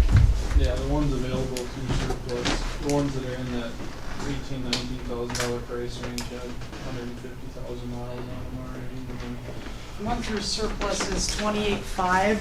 the one that has a reasonable amount of miles on it. Yeah, there's 50-some thousand miles on here, it's a 2013, you get them per, one like that, you get about 28,000 right here. For the state bid. So I don't know. That's kind of a horse piece there. So Except I you get a don't- brand new one for off the state bid for the same price as the one through surplus. That's pretty much a no-brainer. Yeah, and this one doesn't have a, this one here doesn't even have a, that's just a frame. Yeah, just a bare chassis there. No, for 28.5 with 51,000 miles on it, and that's a Would we take 2013. the bed off of this one and just put on? If we could, I don't know why we wouldn't be able to. Bed is in fine shape. Oh yeah, the bed's in great shape. But what, where do you guys take that to get everyone switched back over? Who's gonna, I know you had it out in Rapid City when you put the sprayer on. I don't know if they would transfer here, if we, you know, I don't know who would do that. I guess we could find out or get a bid on it to see if, you know, whoever got the pickup, if they would transfer it Eagles to can do them. that. Yeah, anybody probably could do it, it wouldn't take much. Because the sprayer could all just, you can just let the sprayer off, take the bed off, put the bed on, and then put the sprayer back on, because it's all transferable. The only thing that, another question too, because I don't so much care about diesel, having fuel would be great. If you trade the, on this one I was looking at, you could trade the bed in for roughly about $500. The other one was $1,200 for the dualies. So for, I don't know, that's another thing that would be kind of nice. $600-700, yeah, you can Is move that 3/4 ton or 1 ton? That was the one time I think we were looking at here.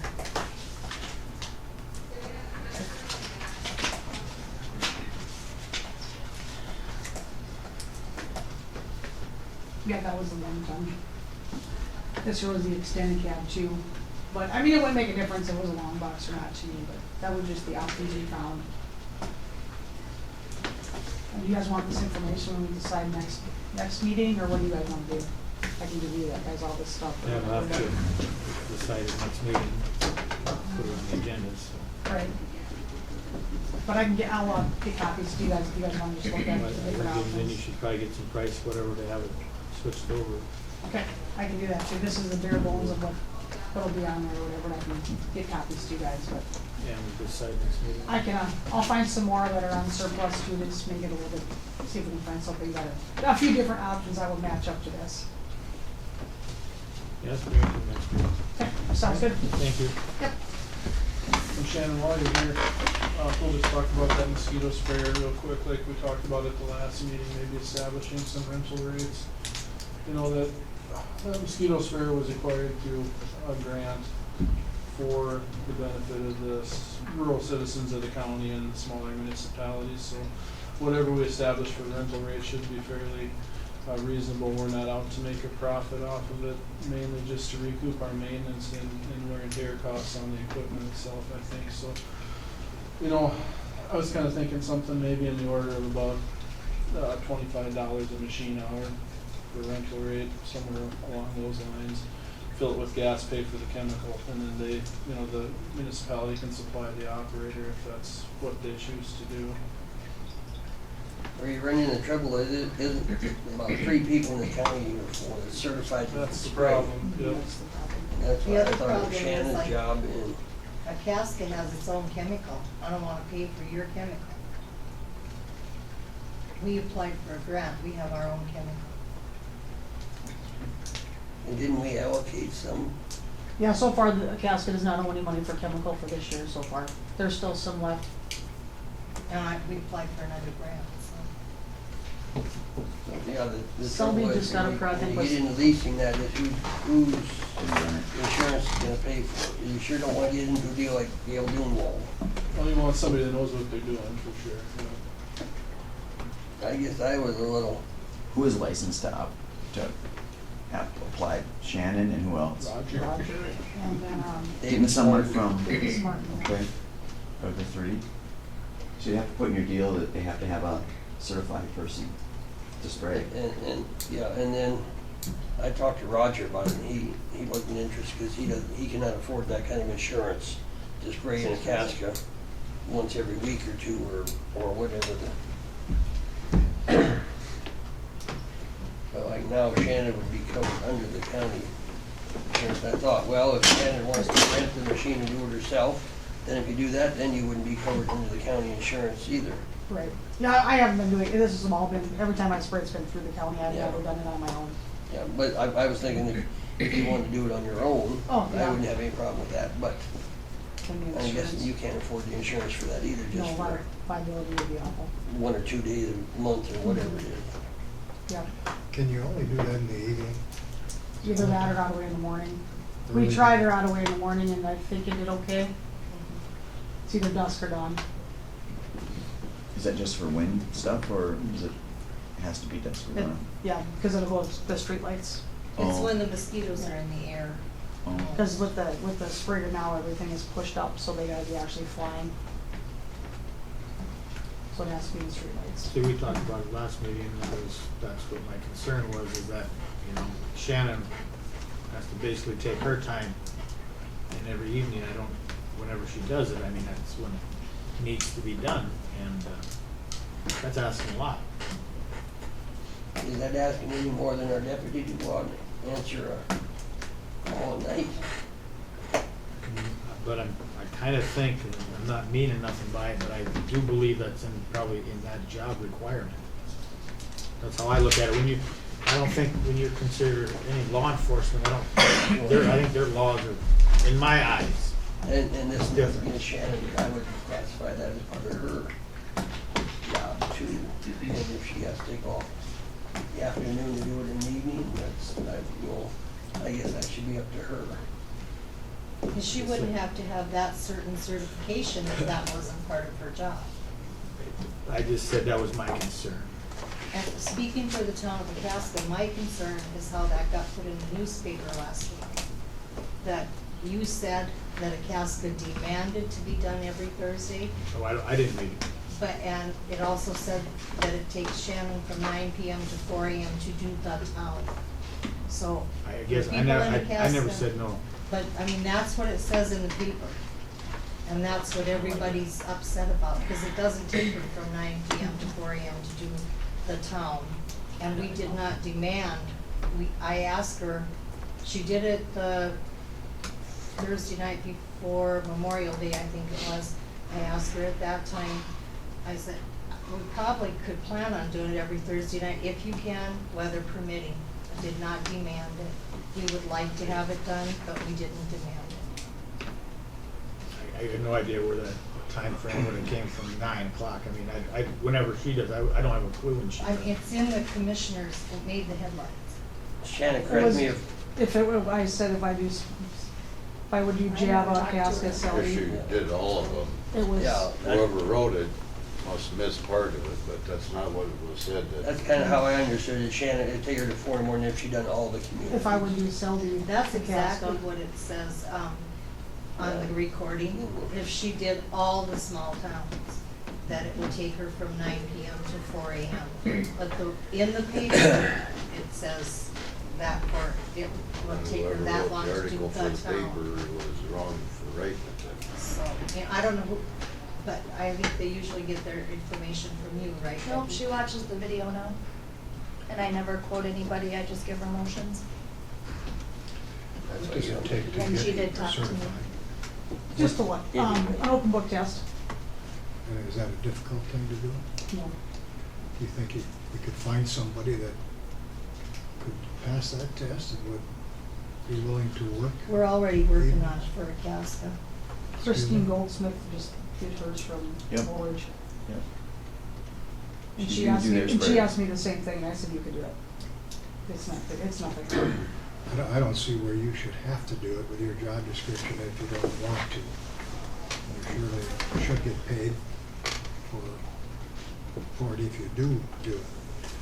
But two things come to mind. First of all, there's some grant money involved in equipment. And secondly, the mosquitoes are a problem for everybody in the county. And we have the ability to control it. And it is a health concern too. Excuse me? It's a health concern. too. Yes, and we have that responsibility then, along with the grant.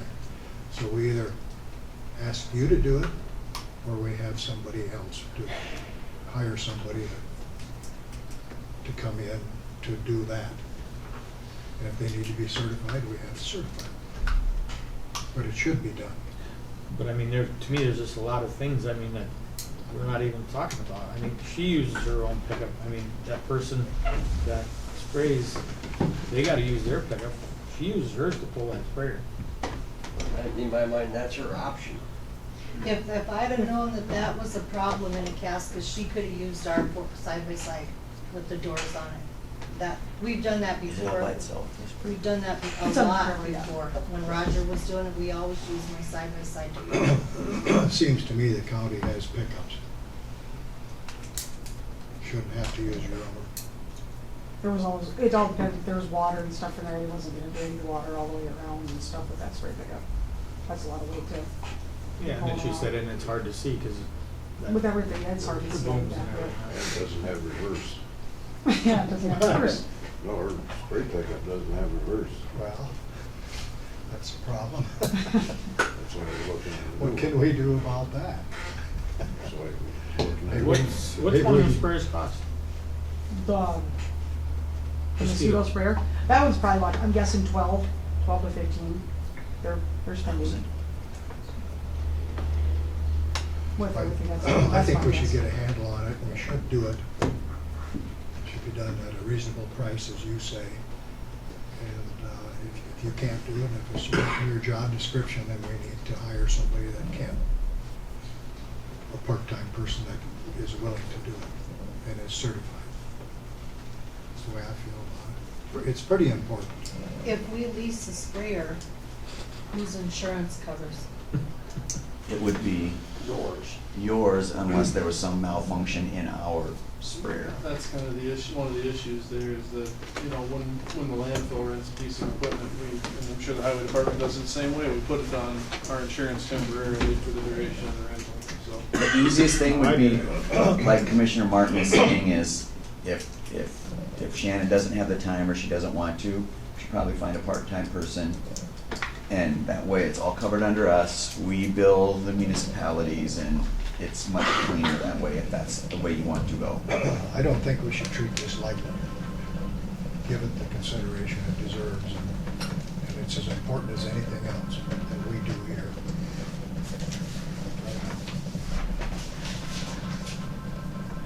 So I make a motion that we, if you don't want it, to do that, if you're not,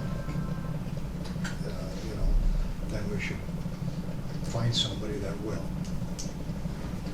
They would be supervised by you. The equipment would be maintained by you. Under the county's umbrella, correct? Yes. Is that clear? No. Basically, it was Say it for me, Ryan. basically a motion. She wants you to repeat that. Well, first, does Shannon want to do it or not, I guess, is the first question you need to have answered. If Shannon doesn't want to do it, then you need to make a motion to hire someone, Part-time. yep, a seasonal employee to do the contract spraying for the county to the municipalities. And then we have to figure out the billing issue too. Yes. What's their hourly rate? Yes. What's the hourly rate for the equipment? Are we gonna supply the chemical and so on and so forth? So that's- Correct. I think all that's already set. Well, you have what you charge right now is $25 pickup fee, $10 an hour for the machine rental, and then $30 an hour for labor. That's it, You know, right? some of those could be potentially adjusted to keep the cost reasonable. You know, as far as labor concerns go, we can charge the actual amount that that employee is getting I don't paid. see anything wrong with what she does. If we It wanna try isn't, to keep that it cost. isn't like it's gotta be done today. If Shannon doesn't have time tonight, if your kids are at a ball game or something, it could be done tomorrow night, you know. Or like she wants to hire someone to, if she wants to hire Roger, as a part-time guy to run down and spray a casket, I guess that should be up to her. And that's another part of the issue, is that right now, if Roger he is using the machine to spray Selby, right?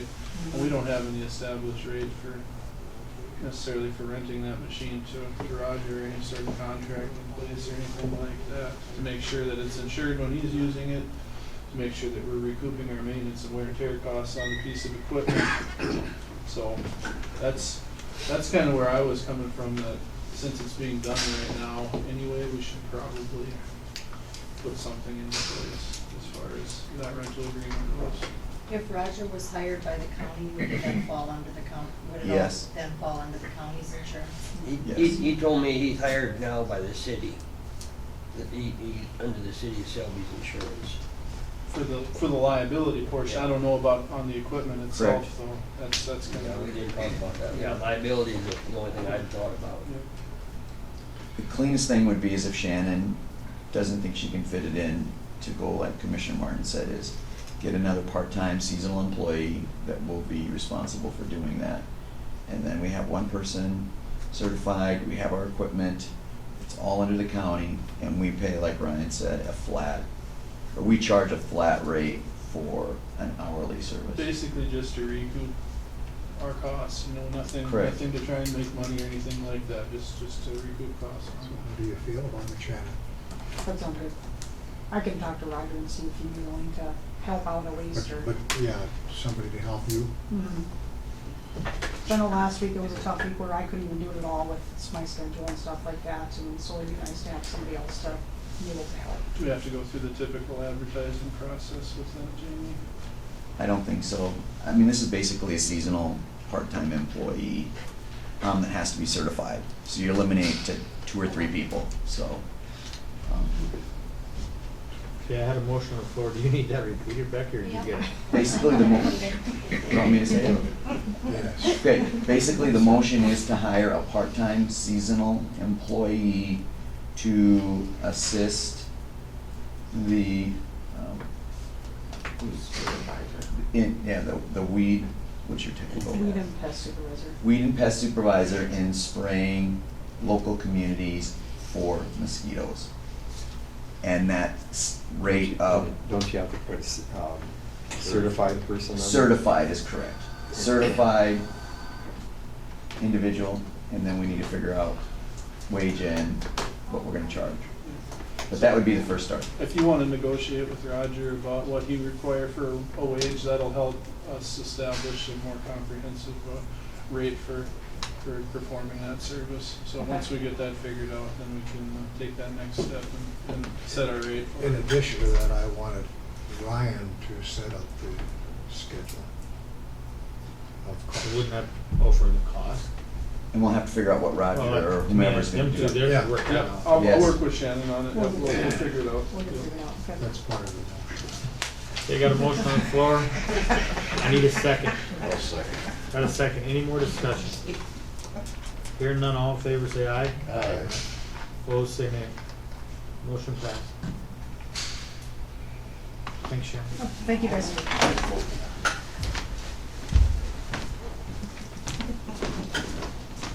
Charge the city of Selby that. I'd probably charge the city of Selby. All right. Everybody gets a monthly report emailed to them. I tried to make it a little smaller this time, so it didn't take me quite so long to download it. If you ever don't get it for whatever reason, I can have paper copies made right here at the meeting too, because I have my copy in front of me, so. If you ever need, what was it? You don't have a copy? Okay. What are we doing with Standing Rock? I see they're way out of line again. I'm giving them a few more days here to cut me a check, and if they don't, I'm just gonna ask to cut them off. How far behind are they, Ryan? Well, they're sitting at about 85,000 as far as on accounts receivable right now, so. How many months would that be? Is it generally? Or It's don't you probably break it about down that way? 4 months back, yep.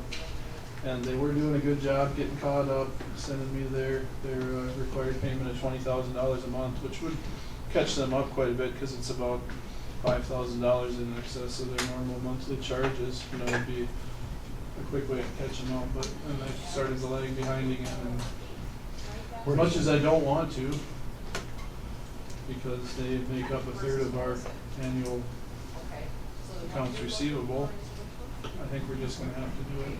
Where does the check come from? From Standing Rock Sanitation, they write the check. I mean, they're receiving money presumably from Standing Rock EPA to provide the disposal service for the reservation. Who's Standing Rock? Who's in charge of that? Of Standing Rock Sanitation, Brian Defender is the owner. Is he partner with anybody? Well, Red Albers acts in a consultant capacity. I don't know if there's any ownership there or not. So, Where would be the next closest place to go? well, you know, they could go to Bismarck, which is probably, you know, for some of their routes, Bismarck would make sense. You know, they have routes as far north as like Fort Gates, Cannonball, Porcupine. You know, wouldn't put them out too bad. But then there's Pierre, there's Bison, there's Eagle View as options. What I am going to do though is, not to be vindictive or anything, but so if somebody else doesn't get saddled with the same problem, I would call around to the other facilities and give them a heads up. Situation. Yep. We get paid up front. What's he say? I guess, does he say anything? Or? It's always, we'll cut you another check here and just give us a little bit of time. And I talked to him 2 weeks ago, I think, and he was supposed to have me a check early last week, and it never came. So I hate to do it, but I'm just going to have to be done with it. So because they're just getting further, digging it further, and their hole further and further, and it's got to stop somewhere. Is there a chance of them Find declaring out bankruptcy? if there is a partnership. Maybe we should have I sheriff. can do that, yeah. And I don't know as far as, What was the question? I wonder if it's just Brian Defender or if there are other people involved. We can find that out. but Garbage truck. I don't know what recourse we have to collect. I mean, Have to go after a judgment. and I don't know if we could seize assets if we. I would assume Because they have that shop in Mulberry. we would have to see what's owned free and clear and go through the whole execution and levy process, but it would be a good point to, why don't you and I work on finding out what the ownership entity is and, I don't think that it'll do you any good because they don't own the land. It's Under real that little shop? land. Yeah, it's real little land. Okay, okay. It's a building on a lease site. But it's they still do have heavy on the other building. mobile assets too. And they may have liens on them, but we should at least find out what the ownership interest is. But I'm hoping they'll come to their senses and just, I know it's tough financially for them, but this is used to be the bread and butter of their corporation, and now they've kind of gotten into other enterprises, and it's detracting them from being able to provide their services that they're under contract to provide. So Do they shred tires? they shred Mattresses? tires, Do they shred do it for you? mattresses. They have, and I'm waiting for them to do it again here. That's kind of been an issue too, getting them. So you could kind of trade? But how much is that a The year? problem is, once the landfill ticket's generated, I don't think the legislative audit would really like, putting services against that, you know. I don't know how you would account for that necessarily. They want to see cash receipts for any sort of accounts receivable. I'm just kind of thinking that. I know what you're saying, and I've thought about it before, You're financing their too. expansion, which is kind of nice. I'd like to expand too. But like, what do you spend a year in that? The tires and whatever Well, else? you have if to- they were doing it on an annual basis, So it'd you don't- probably be in the neighborhood of about $8,000 to $10,000 a year. You're not dropping the bucket. Compared to what their accounts receivable. And you don't do that every year? I could and I should if they would make the service available to me when I request it. Under permit, I'm required to shred tires or find a disposal option for tires once a year. Well, I've been almost 2 years on it, and the state's aware of that, and they've been working with me on it. But it's just a challenging situation, and I really don't want it to come to that because we've had a good working relationship in the past, and like I said, they represent about a third of our annual Further down, receivables. further down the line here, you're asking for the signature to build. And if a third of the material that we're burying comes from them, maybe we wouldn't have to build. We still have to build, but, you know, at the same time, that garbage has to go somewhere, and I'm thinking that if we get Standing Rock EPA involved as well, there might be some breach of contract thing there if they can't provide that service the way they're supposed to, so. That money's allocated toward the collection and disposal of the waste on Standing Rock Reservation. It's obviously not going toward that, so. Yeah, Ryan, you know that they're getting paid to do this, Exactly. and they're just diverting their More squeaky wheels. into other things. And it's not right to do that. No, and I think they have a good idea. I think that what they're doing, if they can get their feet under them, would be great for their business. But like you said, we're the ones financing it, and that doesn't seem right to me. So, I and would like I call said, them every day. I'm pretty much fed up with it too. So it's gonna end here.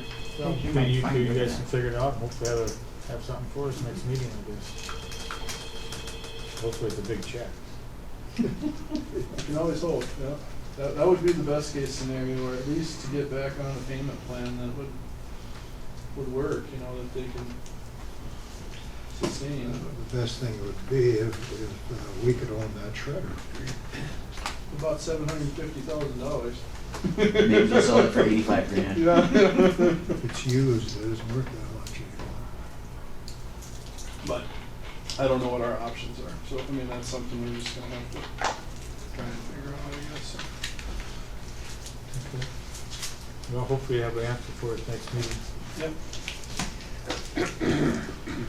Hey, anything else on monthly reports? I guess, Scott, if you want a copy of this, I can print you out a paper copy after the meeting here. What did you? And if the email thing isn't working for you, I can just bring an extra copy or whatever to every meeting, so. Okay. Moving on. I received a proposal from Link Associates, who's been doing the initial planning and permit amendment phases for our cell construction, or for our alternative liner design on the new cell construction. This proposal is for putting together plans and specifications and bid documents, and then performing the construction management QA and QC on the project. That's slated for completion next year. The price on the, the plans and specifications is $21,826, not to be exceeded without prior authorization. And the construction quality assurance and management is $50,690. Again, not to be exceeded without prior authorization. They bill for actual time, so if it's, you know, if the work required ends up being less than that, the bill will be less than that. And this is pretty standard. You can usually figure on your engineering being about 10% of your total project cost, and that's right kind of where this falls in. I'll make a motion to approve and for you to sign it. All right, I got a motion on the floor. I'll need a second. I'll second. Get a second. Any more discussion? Hearing none, all in favor say aye. Aye. Opposed say nay. Motion passed. I'll have you sign that after the meeting, Scott.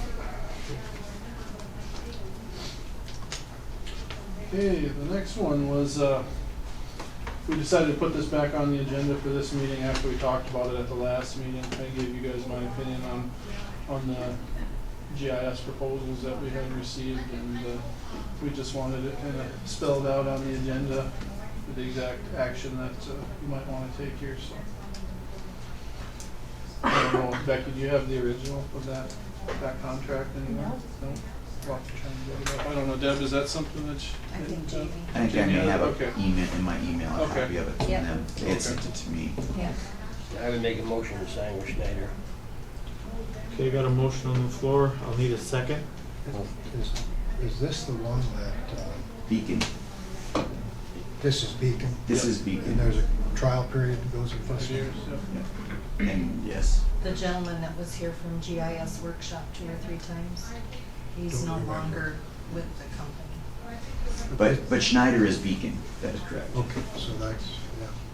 That's the more common name that everyone knows Yeah. it by, is Beacon. And as I understand it, there's a couple of years that you get. 4 to 5 years.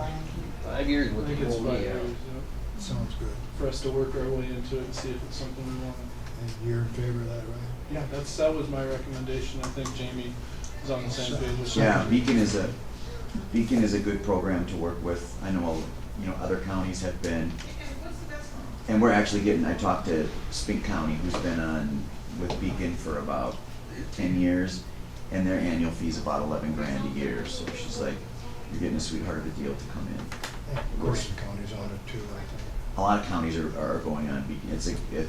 I like the program personally. It's very user-friendly, very simple. It just depends upon what we're going to put out to the public. So figure that out. For a second. No.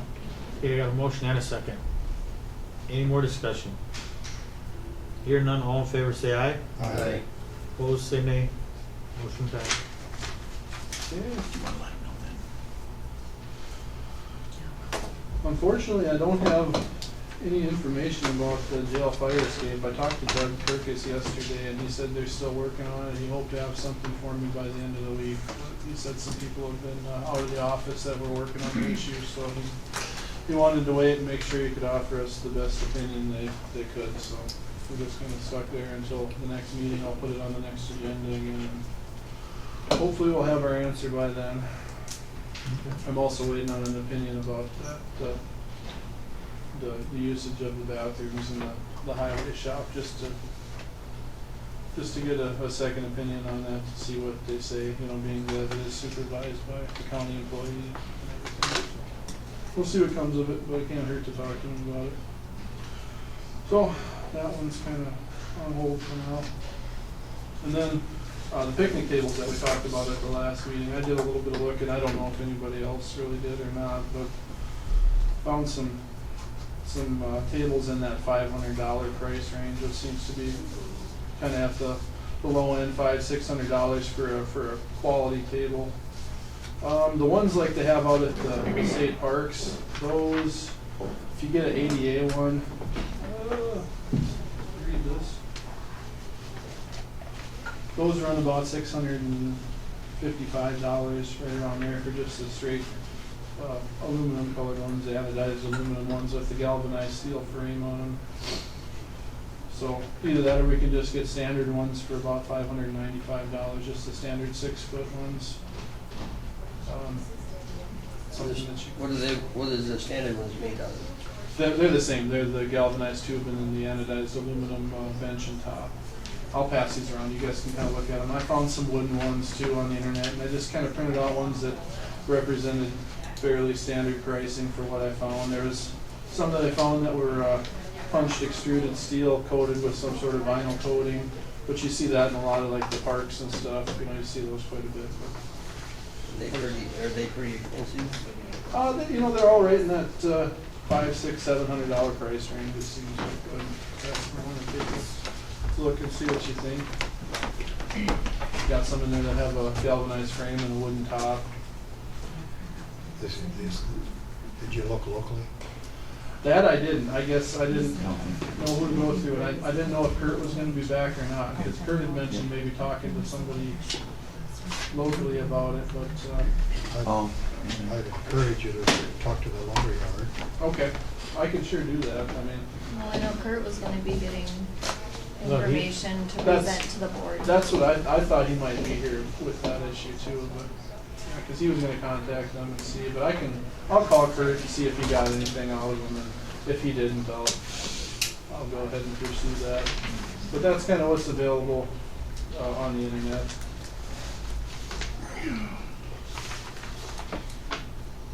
I mean, you can go cheaper, but you get what you pay for when it comes to that kind of stuff.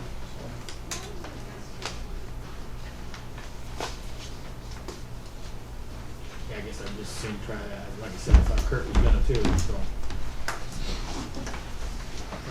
just bring it up at the next meeting. Yep. Would it be all right just to, make a motion to authorize, say, $1,300 for, we just need two, right? Right. 1, 2, I mean, there's I think two you right should have now. two. So one at each. And get it underway instead of waiting another 2 weeks and then another 2 weeks, and then pretty soon we're gonna have to move them, set them up out there in the snow. I moved to authorize $1,300 for 2 picnic tables. And they're supposed to just use, Let Ryan make up got a motion on the floor? I need a second. decision.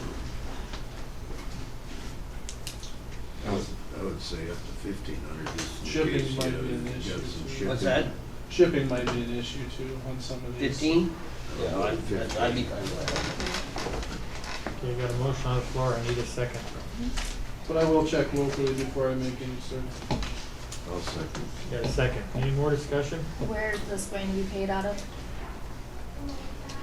Courthouse supplies or? I would think that's where it should be. Any other discussion?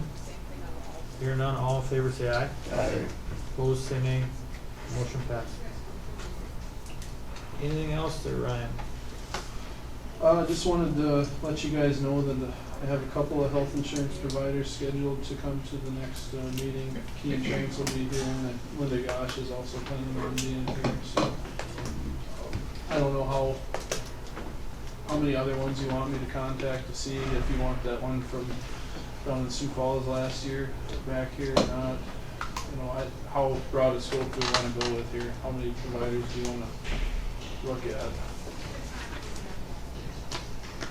Pretty much unanimous last year, we didn't want a Veer or Dakota or whatever it And was. that was that risky benefits that presented those ones, I think, wasn't it, Becky? With the Varian Dakota Care. Yeah. So if you wanna rule that one out, that's fine. I mean, that's your guys' decision. And I don't know if there's any other local ones that, you wanted me to try. Who and did you get say hold was of. coming? Linda Gosh from Farm Bureau Financial Services and Key Insurance, or, you know, when Fisher Rounds, our current carrier, will be here. I think that's fine.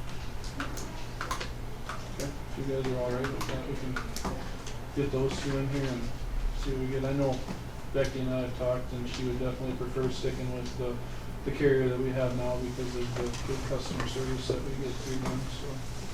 I would second that. Anything else, Ryan? That is it for now. I would just like to say that Ryan agreed to speak at the Rotary Club a week ago. And his topic was the recycling in Mobridge. And they were very impressed with his program. I've heard so many comments about it. He did a good job, and it sounds like everything is going very well. And they may want to expand it into other communities.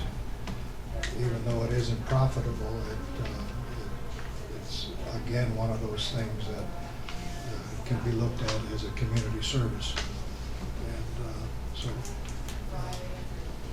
I want to commend Ryan on what he's doing in that respect. Have you, He's running a really good ship. have you gone down and dumped those things like that? I just did yesterday, yep.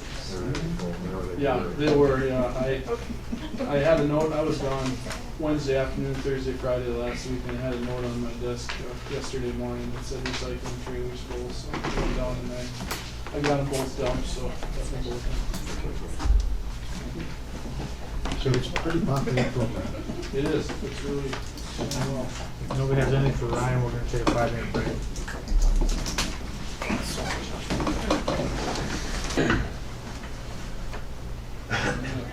Really well versed on. Yeah. In the flat roof construction, but, yeah, that's about all I know about that.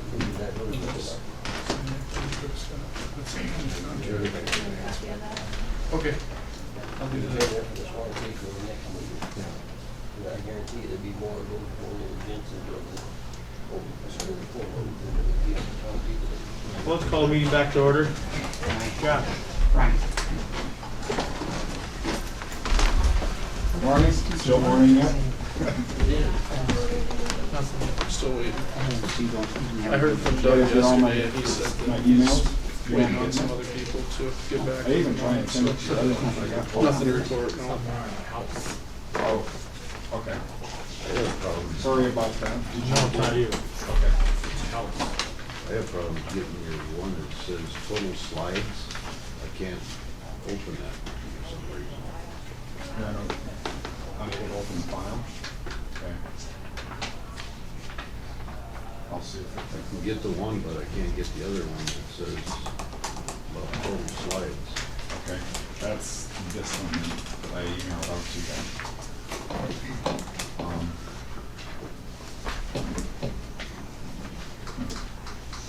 I did leave this, so you did have copies with Becky yesterday.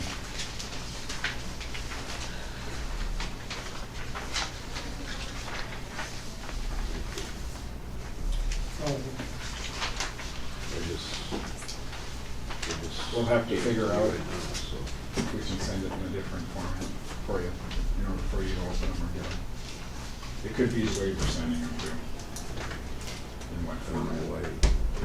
why I can't open it, but I don't know either, Kevin. There's sometimes I can't open particular. maybe if I got a third grader, it could open it, but Well, it happens to me too. All depends on how something is sent and what file it is.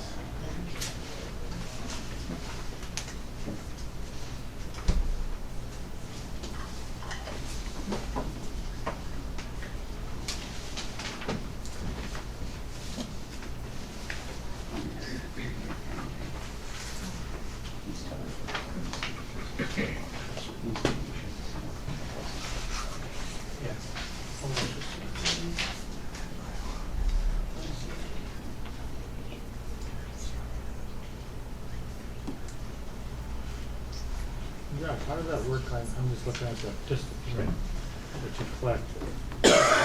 How does it vary so much? I mean, I'm just asking a question, but I mean, for different gun, it's. Some are new, some are renewals. Oh. And now they changed, it was 4 years, now it's 5 years, but a lot of it depends on the renewal rate and when it's due. So that number's gonna fluctuate quite a bit. I mean, I just seen from 12 to 13, and it went up $120. Oh, on the fees? $110, I mean. All depends on when we get our money back from the state. Oh. Because we get a certain amount of that $10, so. And then the state keeps some of it.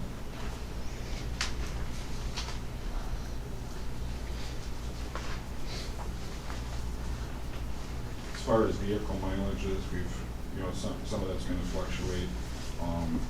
We've had two long trips.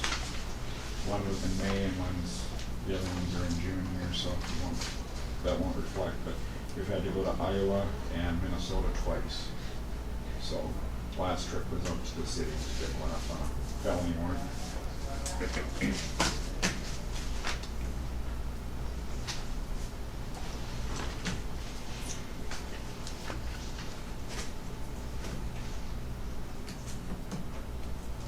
this prisoner's board, it's been going down each month, but we're still looking at about the same prisoners in custody. Actually, it's gone up. Is that, we got more of our own, or? We've had more of our own. We've had more of our own lately. And they were saying like.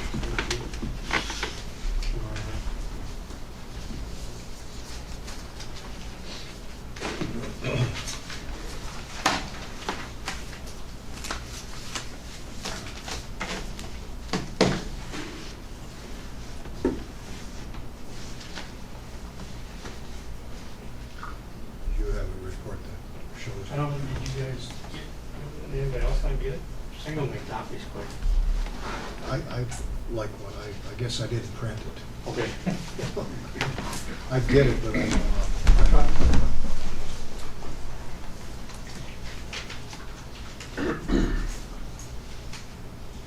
This prisoners board, that's what you collect. The monthly totals are showing that's what you collect, not what you build, right? Correct. So you may have billed more in a month before and never collected it. Until the following month. We got, yeah, they come in behind that, like, not as far as his, but. Me too. That was mind-boggling.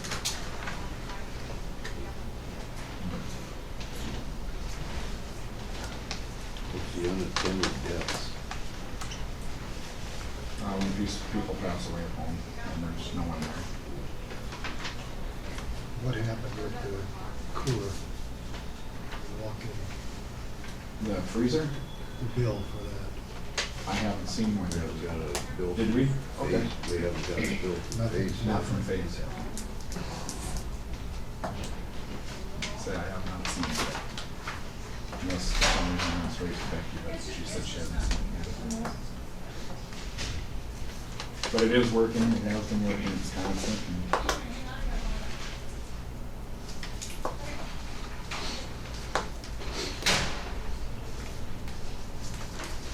both working good now. Are you gonna say anything about the meeting that Jim and I went with you? Oh, yeah, I can just briefly talk about it.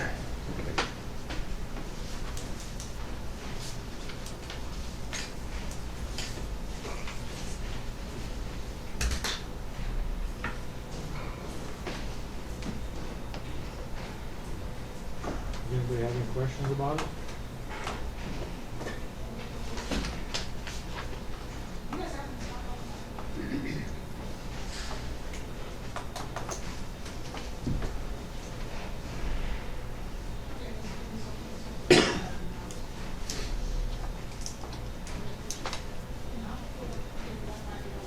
I don't have any about the report, but I have some other ones. I don't know if you want.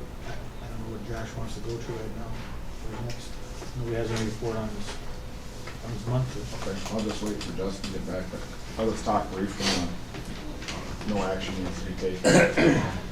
Just an FYI, but, did attend a meeting in Huron, Jim and Dave went along with that. It was, on the juvenile detention center, it was talked about, because of the juvenile justice initiative, they're looking at regionalizing JDCs.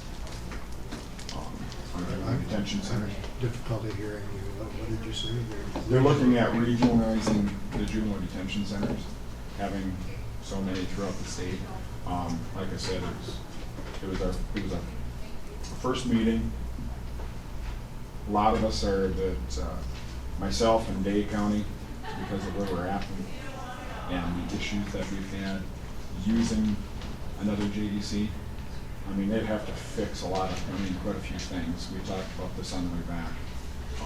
Because right now they can, if we have a problematic juvenile and they don't want them, they don't have to. So I mean, and that's even a contract with Brown County. We don't have that luxury all the time. If they're severely intoxicated, we've talked about this before, the hospitals won't take them. They're high blood alcohols, they're combative, they're under the influence of drugs and alcohol, combination of both. And there's no place to go with these, and I've been turned down by these other JDCs. That runs into a problem.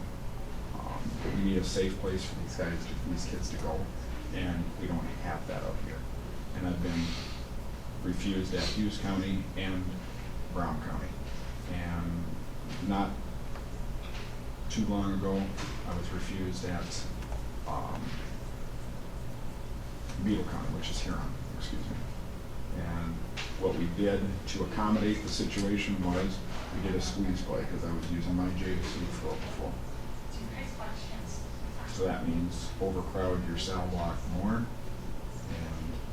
And we were not in favor of it because of that fact, unless they play nice and take these kids for us and not refuse us at 3:30 in the morning, it's going to become an issue, you know. Because there is another place to go with them. If a hospital won't take them, that's all we have is secure detention. But it's not it's something, we got another meeting, we talked about, when did they say, Dave? September, was it? September coming up, but they wanted to have another one. I mean, it's all up in the air, it's being discussed, but they're, with what's going on, the numbers with the juveniles have gone down. But right now, $788 a day it costs Brown County to operate theirs. I use the same staff for my JDC because it's co-located, and they have a separate building, so, and completely different staff for it. So a completely different budget. So essentially, I run my JDC with the same manpower. I don't have additional. And Day County had the same reasons I did, which is Webster. And the thing, and Aberdeen has even has talked about closing down theirs. And then what the heck do we do then if they close down their JDC facility? Why would Aberdeen close theirs down? I mean, Because there's it gotta be costs $778 a day to keep a kid in there. And they're not getting, that's why they're looking at the regional JDC solution. Have certain number of juvenile detention centers within the state, and then you would be required to go to those. Apparently, then they must plan on building one somewhere. Well, they would have to make theirs bigger, because they only host 8 hours. 8 over there, right? 4 and 4. So they would have to do something for bed space if they did go regional, because they'd have to take in, other kids from other jurisdictions. And one of the things that they'd have to fix is not turning them down, because it is a unique situation out here. We don't have that luxury. Even true north, I had one that was suicidal, had meth, marijuana, and was intoxicated, and two JDCs wouldn't take him because of that. They said get an eval done. You can't do an eval because they're intoxicated. They won't do an eval until they're, so now I have to detox them. Hospital won't do it, they refuse because they were combative. So, what do we do? But, like I said, it's still in the works, it's still being talked about, and just an FYI to the board. What do they do on the reservation? I really don't know. I know they've got their own JDC. They probably have more of it. I would think so. So they must have a way of handling it. I would think so. North of it?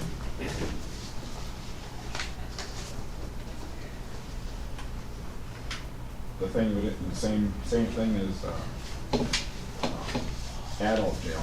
They won't house adult males or adult white people over there. Same thing. They're more remote than we are, so they must have a solution somewhere, or an answer, a partial answer anyway. But what I'm saying is, we couldn't legally use them, because they won't. They only hold tribal members, right? Correct. And they're over booked now too. I don't know the answer to that for certain, but I imagine it's high over there. I talked to one from Fort Yates, and they have like 47. They're running $67 inmates a day. They have 47 beds.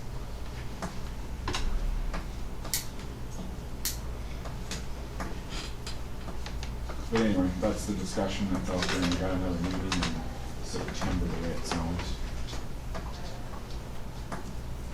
What is the state behind that, or who's really behind it? We had, there was a gal from the Department of Corrections there, but it was mostly spearheaded by your larger jurisdiction.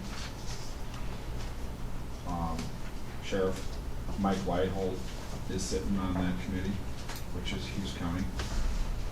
He runs the JDC. He's got secure and unsecure beds. There's not many in the state that have that. Ours is all secure. You know, it's kind of coming from, they want to reform the juveniles instead of putting them in Custer, or Custer's done. They don't even have that option anymore. So they want to reform it. We need that intermediate housing sometimes, and that's where it's kind of coming from. We're not holding the juveniles as long as we used to. It's usually 48 hours. And the judge is kicking them off, you know, and we're mandated by law to have that 48-hour hearing also, unless it's a weekend. But weekends don't count toward the 48 hours. But they'll see a judge right away Monday anyway. Because we want that hearing as soon as possible. And most of the time they're not. And They're they not talk, held that. they talk about the electric monitoring. The cost of electric monitoring is $225 a day for electric monitoring. That's pretty doggone expensive. Which that person wouldn't work either. Yeah. Because they wouldn't be able to pay for it. I don't know how that would work. It looks to me like then, I don't know, it looks so much as like each county, it looks to me like the state's got one hell of a problem on their hands. If everybody closing, But the counties are responsible for it. Well, I totally get and understand the solution that they're trying to come up with, because they want to keep some facilities out there. But obviously, like Brown County, they're gonna have juveniles. We don't have juveniles all the time. I mean, what's our average been? And we only had 18 in 2015 total for 34 days, bed days, so. And I think this year, only 2 of them we housed here, and the rest, the other 2 or 3 went to Brown County. Per the judge's order. And that was ordered. So even if we have a facility here, the judge can say, no, you gotta send them somewhere else, so why even have a juvenile facility here if the judge is gonna say, send them somewhere else? That's if the availability is there. Yeah, but before they see the judge, you've gotta have some place to put them before they see the judge. Like Josh said, when he picks them up and they're intoxicated, high on drugs and stuff. Lighthold said they weren't gonna change their policy, didn't he? Indicate that, they ain't gonna take him. Well, we gotta do Them something. and Brown County said that. Yeah. So, they're gonna take their own and that's it. that's all they'll take, yeah, they won't take any kids like that, that are still on drugs or high or, And that's so, yeah, our hands are kinda tied. Yeah. Yeah, that's 90% of what we unfortunately see.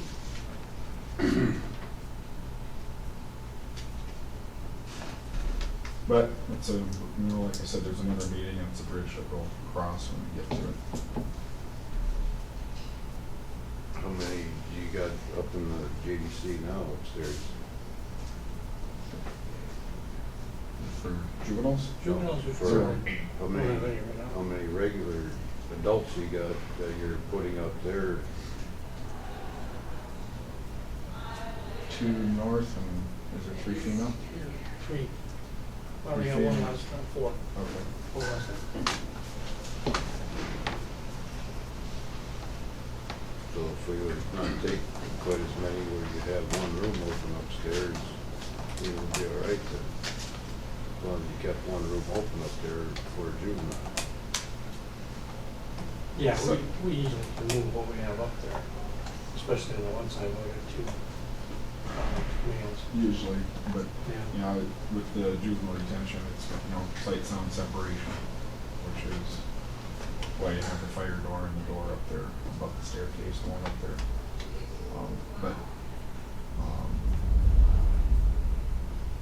Yeah, even if I have someone in the south one, I can't put a juvenile in the north one.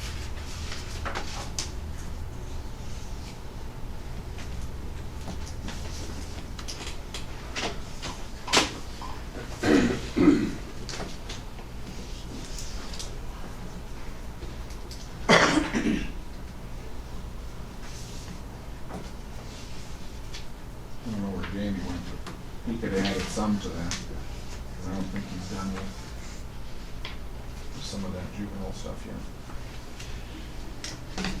Is Burley County just about the building project pretty much completed up there? Not till next year is my understanding, till 17. And at that point. Year and a half if they stay on correct. Yeah. On schedule. And at that point, the sheriff up there says they're already at capacity. 600 or some beds. Is what he says.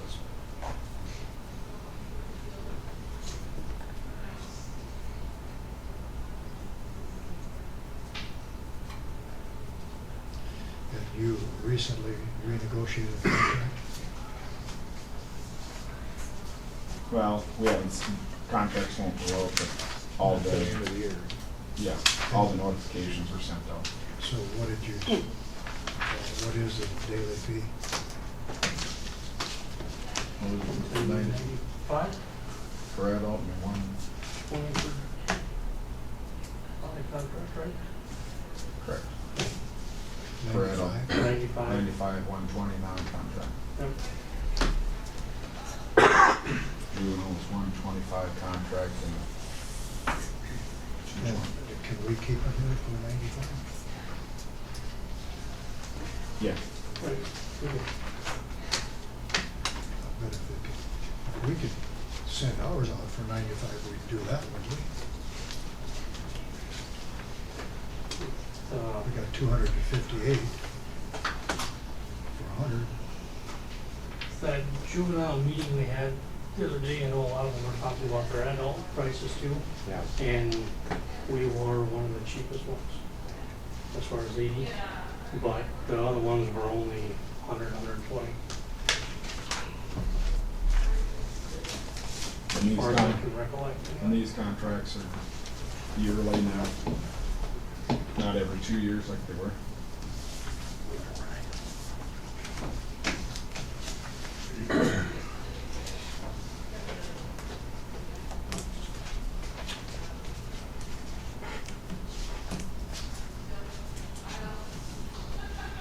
Anybody have any questions on that? No, we'll move on.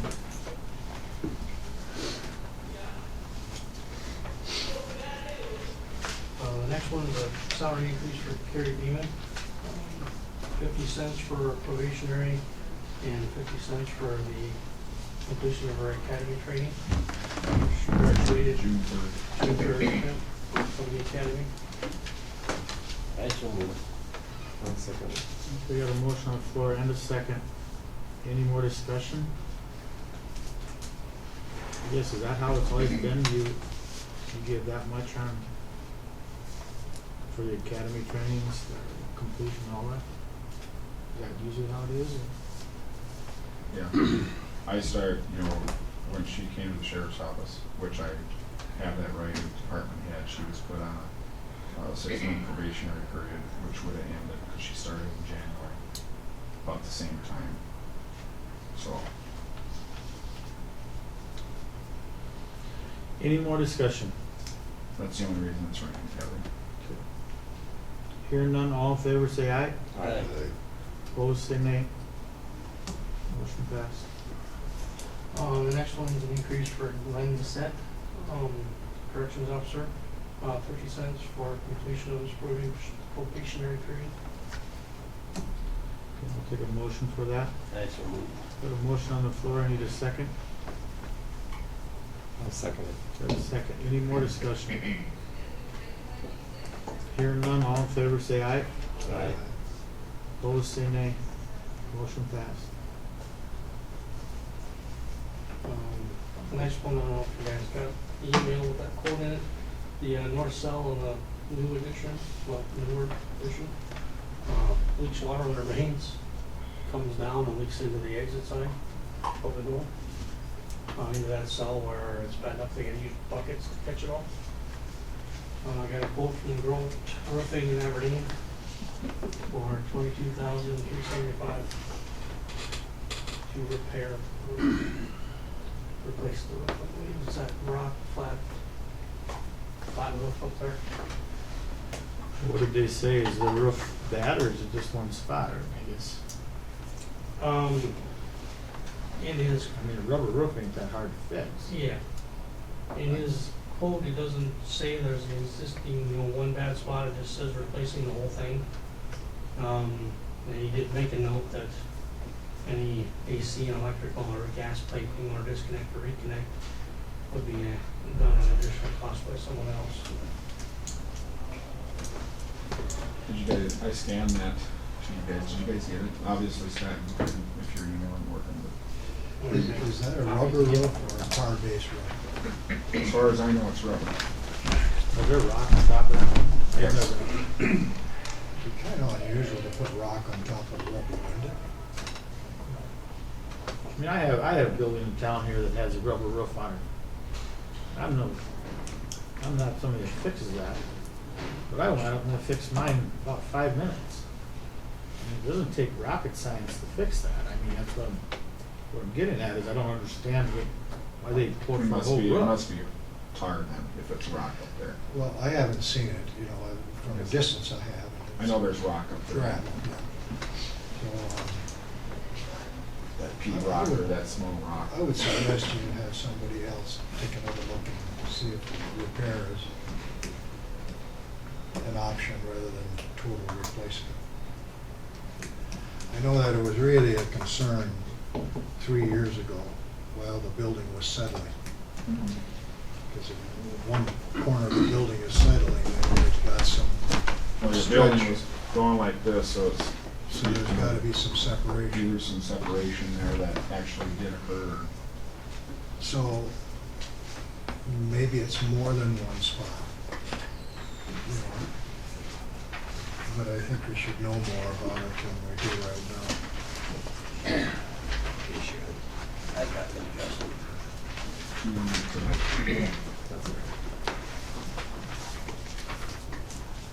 They say rubber. That's rubber roof.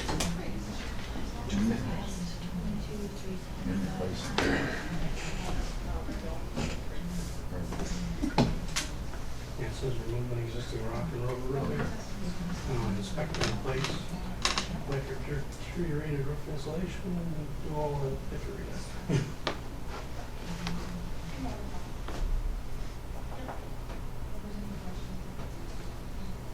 He wants to follow it.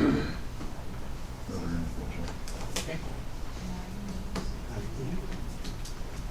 I mean, I guess my question is, I mean, did they even come out to even fix the spot that's leaking? I mean, they just automatically just gave a price for a new roof? Yeah, they came up and told them what the problem was, they went up on the roof, looked at it, did their measurements, and sent me a quote.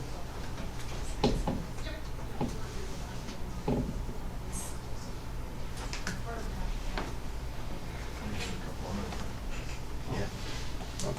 Yeah, close to one.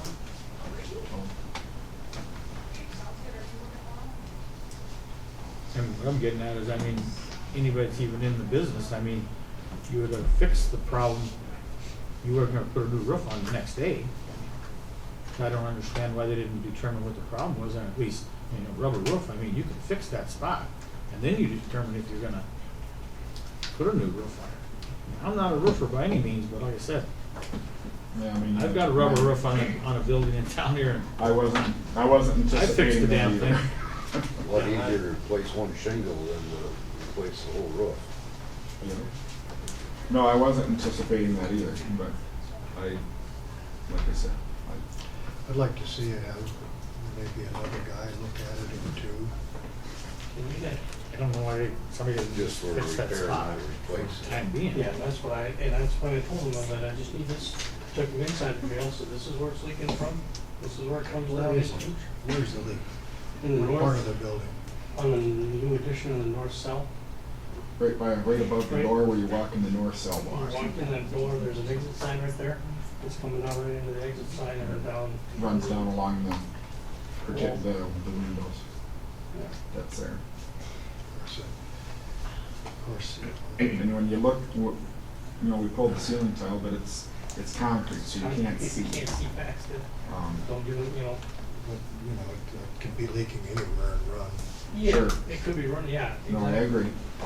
Yep, that's what I told them too, I said, I can't see past concrete, It could be, I don't know where it's coming from, but it's coming in, cause you gotta use a bucket to catch them.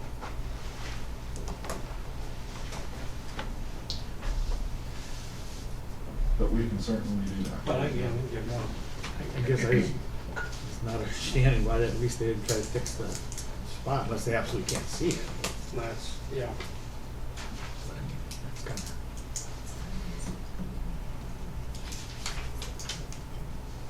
I guess I know I'd like to see some other quotes besides that. That's just me. I mean, if that's what it means is a new roof, any smokes, I mean, instead of fixing the spot.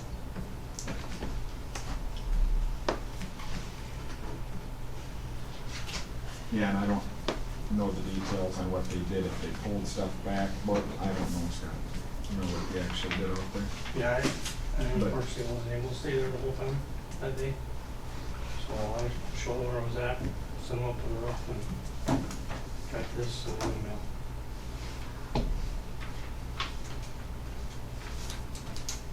You know, it could, I don't even know if there was stress put on the roof and it, either by the, exhaust that's up there or the big roof mount,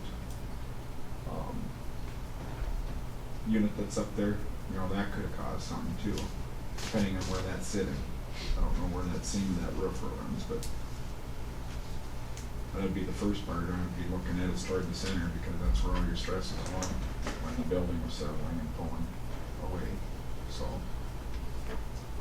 you can see that on the stress fractures of the brick on the exterior. It's right above the center east board that goes out the building there. But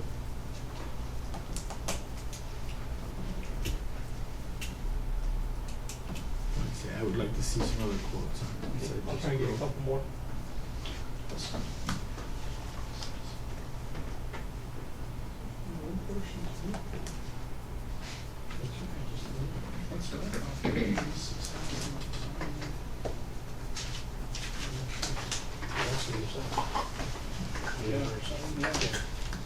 so I shouldn't have looked at both. Is that what you're looking at? Well, because right there it says high-end low roofs. So I don't know, and it talks about, compare if the Walworth for the other one has a compare if the law too, so. I don't know if that's. Yeah, if we they can look at ask them both. to look at that, but that's not where our issue is. But I guess we can, And I want to talk to him too, to this guy. And have From him Joe? explain it to me a little bit more. And we'll get a couple more if I can find them, equals. Okay. Anything else? I got a couple. How many jailers do we have on right now? That are working for the county? Total? Or working right now? Jailers. well, minus, There's five. No? no, there's 10 with you, but And that's me, but, yeah, and one part-time. One part-time. one part-time. We had two. The one left and went back to Burgess. We still have 77 and a half hours of overtime in May. May and June were bad months. June was pretty bad too. I had them trips to, I had Iowa trip in May. That was 20 hours alone. I had to send 2 people home. There was, what else was there? Minnesota. Minnesota. June. That's the most of them. No, those two were back to back in May. Yeah. Minnesota, the one Minnesota trip is this month. I can't really tell you most off the top of my head. I have to look again. If you got 10 of them, that's 400 hours. We're already, so it'd be 477 and a half hours if everybody's getting their hours. Oh, plus we had training in June too. That's gonna be some of it too, because I couldn't cut those hours away.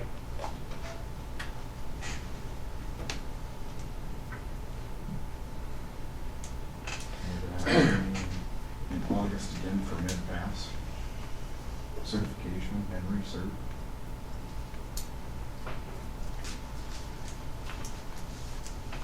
Yeah, it's been really good, May and June are really bad. How many deputies do we got? Just Myself and two. Why is Aaron riding around in the sheriff's vehicle? When is he riding in the sheriff's vehicle? I seen him driving around in Mobridge the other, it's been 3 weeks ago, 4 weeks ago. They'll do transports and stuff.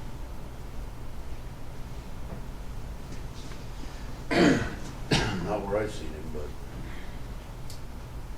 is Don Connect doing anything with the sheriff's department? Yep, he's part-time. So we have another part-time one. If I have to use him during events and stuff, yeah. That's it. He's not on a regular schedule.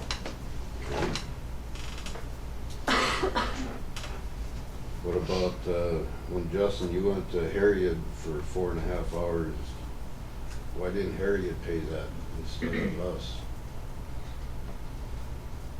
that, I don't know, they pay theirs, and they come help us, and we pay ours, and we go help them. Is what I understand, I guess. If you're already on overtime and you're going up there getting another 4.5 hours, that's pretty pricey. And that's something I can hash out and see in the future, if we do it again. If you're already on overtime, which you are according to this, and you're going up there for 4.5 hours, it's pretty pricey to go up and Where'd you get all this, Kevin? We don't I never see anything that. like that. I never see a all real you gotta do is ask. report on that.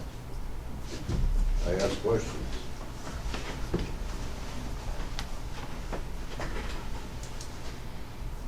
But I mean, I guess by just hearing that, I mean, wouldn't it make more sense to send somebody that wouldn't be on overtime? Or isn't that possible? Yeah, if they're able to, yeah.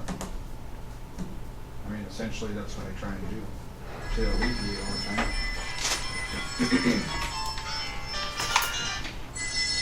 Sheriff's House.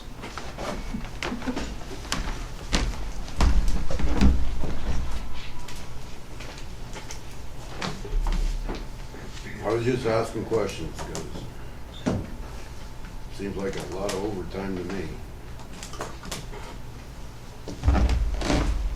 And I'm sure there's, I don't know, there's vacation, sick leave in there. Yeah, I'd have I mean, to look that's- back in May again, I can't remember it all off the top of my head. I mean, that generally what you do with Harriet or whoever, you just swap back and forth, is that what? Yeah, they help us, I've helped them. You know, we had, they called for emergency backup here the other weekend and Lacey was on by himself. Aggravated assault on law enforcement. You know, and, I mean, you just go. I called Justin, I said, cover the county. And me and Travis both headed up there, because we didn't know what was going on. And the guy wasn't very nice. So, I mean, they do it for us, we do it for them. We don't do it a lot. It's happens 2-3 times during the year, probably. 2-3 times a year when you go up there? Yeah. I mean, it's not a lot. And do they come here? Have they ever come here? Oh yeah, they've helped me on accidents. They've helped me on accidents out here at the North Junction when we've had to direct traffic.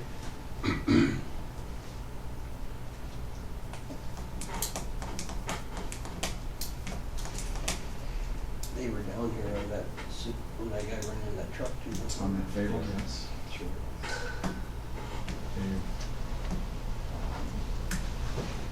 They've responded to take Wyndham for me when I've been the only one on and I couldn't. I was already on another call.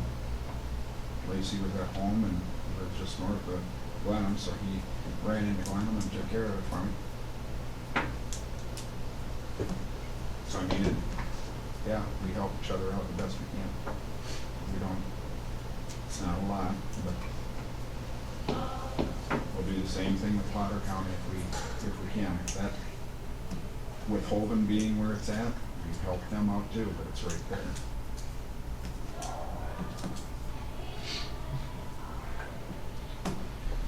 Does anybody else have any questions for these two?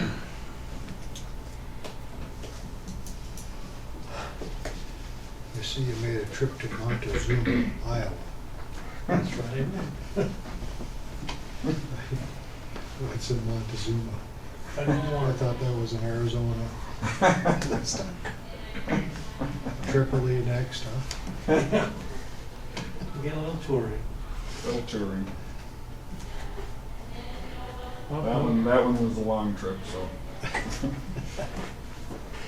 It was interesting, and we send two because otherwise you're worried about lodging and all that nonsense, and then they can keep driving when one gets tired, so. It was just easier that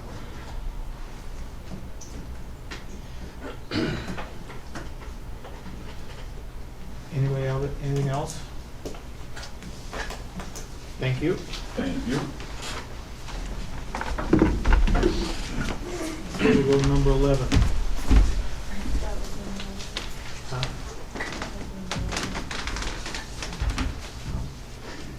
Did you get your motion answered? Deb, I guess I got a question for you, I guess. Are you guys still taking comp time right now? I haven't had any, I think since sometime in May, since I got my abstract done. I thought, if I remember right, in March you said you were gonna be all done, you figured. When equalization was done, we were pretty much done with comp time. We had some comp time during equalization until I got my abstract done. Now I've been working like 40-hour weeks or less and using some vacation and comp time ups. And the other two aren't taking no comp time right now or nothing? I don't believe they're working some flex time to cover hours, but they're not earning any comp, I don't believe. Okay. I'd have to check for sure when Becky gets payroll done, but that's the goal, as we're not using any at this point. Okay. Anybody else have anything on that? All right, let's move on to 12. Okay, we need a motion to approve the automatic supplement of 13.2. I'll make a motion to approve. Okay, got a motion on the floor, I need a second. What are the grant funds? It was Homeland Security grant for a radio enhancement, I believe, Josh. That was a radio antenna put on the building. Oh, that was from the last Homeland Security grant. Yeah, we're doing a supplement now. Oh, okay. That's the supplement for the raising of the tower out here. Because the reception was bad, it's going through brick, it was only on the outside of the jail here. So they moved it to the roof of the courthouse, to the highest point, so, and it has been better. But that's where that grant was, for. Is this a bookkeeping thing? Yeah, there has to be a motion. Got a motion, I need a second. I'll second it. Have a second, any more discussion? Hearing none, all in favor say aye. Aye. Opposed say nay, motion passed. Old business. I was kind of wishing Jamie would be here. I'd like to ask him how we're doing with the recovering the damages on the road. Do you know anything about that? About the culvert? Yeah. I visited with him a little bit. He's in the process right now of moving it to Rapid City. They're taking it out of Sioux Falls. There's just reasons why they're taking it out of Sioux Falls. And I just talked to him this morning, and that's where it's at. He didn't say any more than that. Like I said, I thought he was gonna do it too, but that's what he informed me of, that it's getting moved. But there's no base or anything that goes with. He did not say.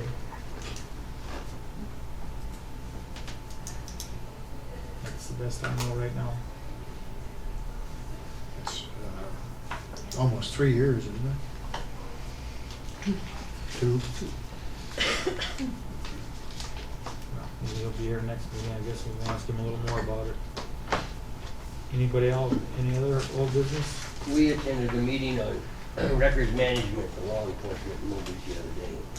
And kind of stated last fall during budget deal, we would put that money in contingency and see if there was any grants available. Well, it doesn't appear that there's any grants available. And visiting with other counties that have it, I think it's pretty necessary.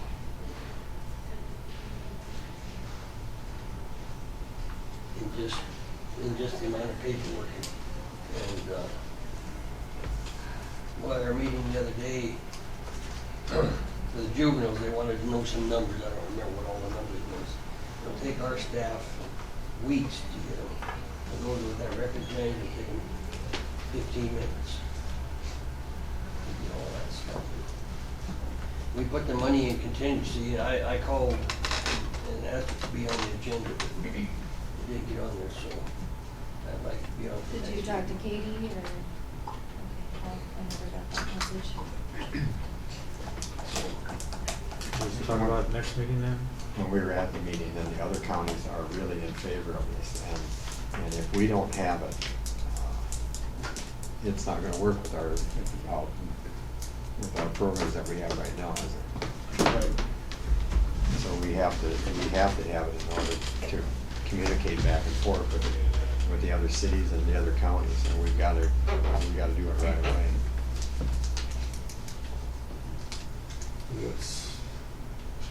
What's it gonna be costing and all that kind of stuff? I mean, are you gonna have all that available for the next meeting? I think it was budgeted like 50,000, and we took out of the sheriff's budget and the jail budget last year and put it in contingency. Like, I couldn't recall when we, to tell Jim, and I asked Becky, but we weren't sure if it, what. I wanna say the total cost was somewhere in the neighborhood of like $110,000 or $115,000. 111, I think it was broke down between the two But budgets originally. They could spread it out over the course of a few years too. Yep. Is that from Sioux Falls? Yeah, that's the same records management that we've had in here. Ryan's been to, the same one that they demoed in Mulbridge with all the different agencies. I believe it was one sheriff was saying that they had to use force on an arrest. So then that guy's attorney come back and wanted to know, how many other cases in the last 5 years they've had to use force and what it was. And he said, had he not had this, it would have literally took them a large staff months to gather all that information. The way it was in just a few hours when they had it. Especially the way we keep track of our records and stuff, it's gotta be, they would have to go do it by hand, each and every one of them. Anyway, I just wanted to mention, I'd like to get it on the agenda for next meeting. And maybe we can get some numbers or by then, or Yeah, what we need to do next. We did take the money out of their budget and put it in contingency. For that, waiting to see if there are gonna be any grants. And it doesn't appear that there's any grants for it. None of the other sheriff's departments said they could get any grants. Yeah, the only thing we'd ever heard about was that multi-jurisdictional grant. I don't think it was all that much even, and we'd have to have somebody else go in on it with us, so.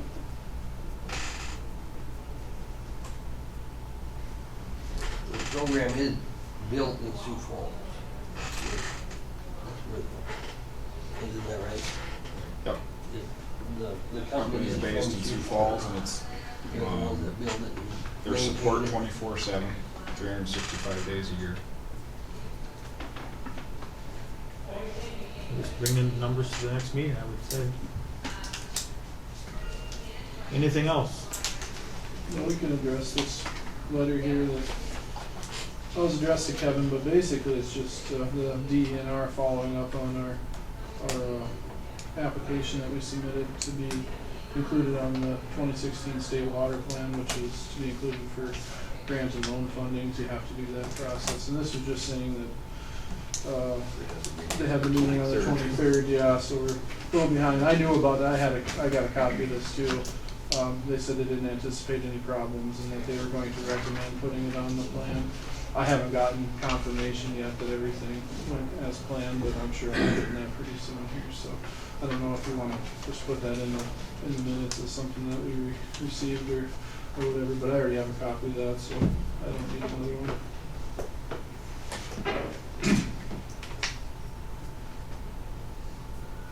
Anything else? We were gonna discuss the county health nurse contract from last meeting. They can't be at this meeting. So They're gonna try and make it to a meeting in July. Okay. I would maybe suggest that we should visit about compensation across the whole board. Whether we give 0 or 3% or whatever, and give our department heads the recommendation from us before we talk to them, if we could, about an increase in salary. Or I think it'd be good if we had a recommendation of what we wanted to see for raises, and instead of each department coming with a different percent and different. For budget for next year? Yeah, for when we start doing our budgets, yeah. I thought you was talking about something with the county health. Well, our discussion was whether we wanted to give them a raise again, right, Becky? Didn't we give them one last year, or? The county health nurse, Yeah. that's a contract deal. Oh. That's not an employee or a salary. Oh, I see. It's just a contract. Well, I thought it deal. was whether we wanted to give them. Well, Okay. that is part of the question, but that's separate from employee salaries. Okay, sorry about that.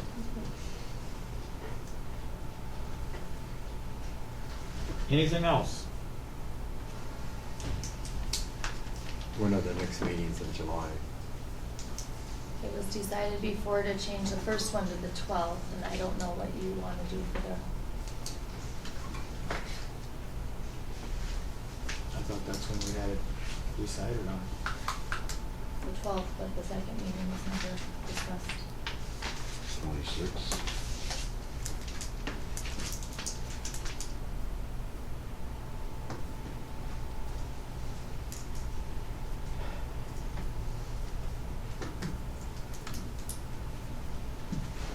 Either way, we're gonna have, You're gonna have two back to back. that's just what I was gonna You're say, have to either way, stop we're gonna have sometime. two back to back. I mean, it's gonna happen sometime. Would anybody consider the 21st? So it doesn't put us in payroll again. Well, I will be gone on the 12th, and I could be back on the 21st. You're talking about the second meeting in July on the 21st, right? Right. Does anybody have a problem with that? Do you want us to set it for the 21st? I guess if you're not here, we'll send Josh to do it. You wanna come to Charlotte, North Carolina, to pick me up? Iowa cost it a lot. I think this is gonna be a little more. If you're no more, I'll take a motion to adjourn. Scott, I'm sorry, I thought you were still on old business. They got mixed around. Jamie and I have a OHG hearing, on Thursday for Bill Stickney. Last time we went, he didn't show, so we'll just have to see what happens. And the other thing I was gonna ask, touch exactly on what Jim talked about is, like when you start budget stuff, do you think it would be possible that at least all the department heads could come in and talk to you, so we don't end up in it like we had last year, so we all kind of know?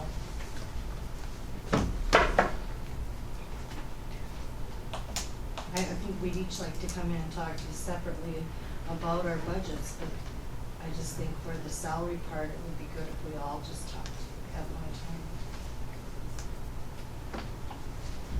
No problem with that.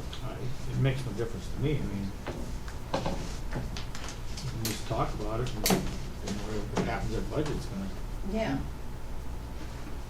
I just think keep us all better on the same page and we don't have a mess like that. That's fine. Anything else? Motion to adjourn. We got a motion on the floor, I need a second. Got a second. All in favor, say aye. Aye. We are adjourned.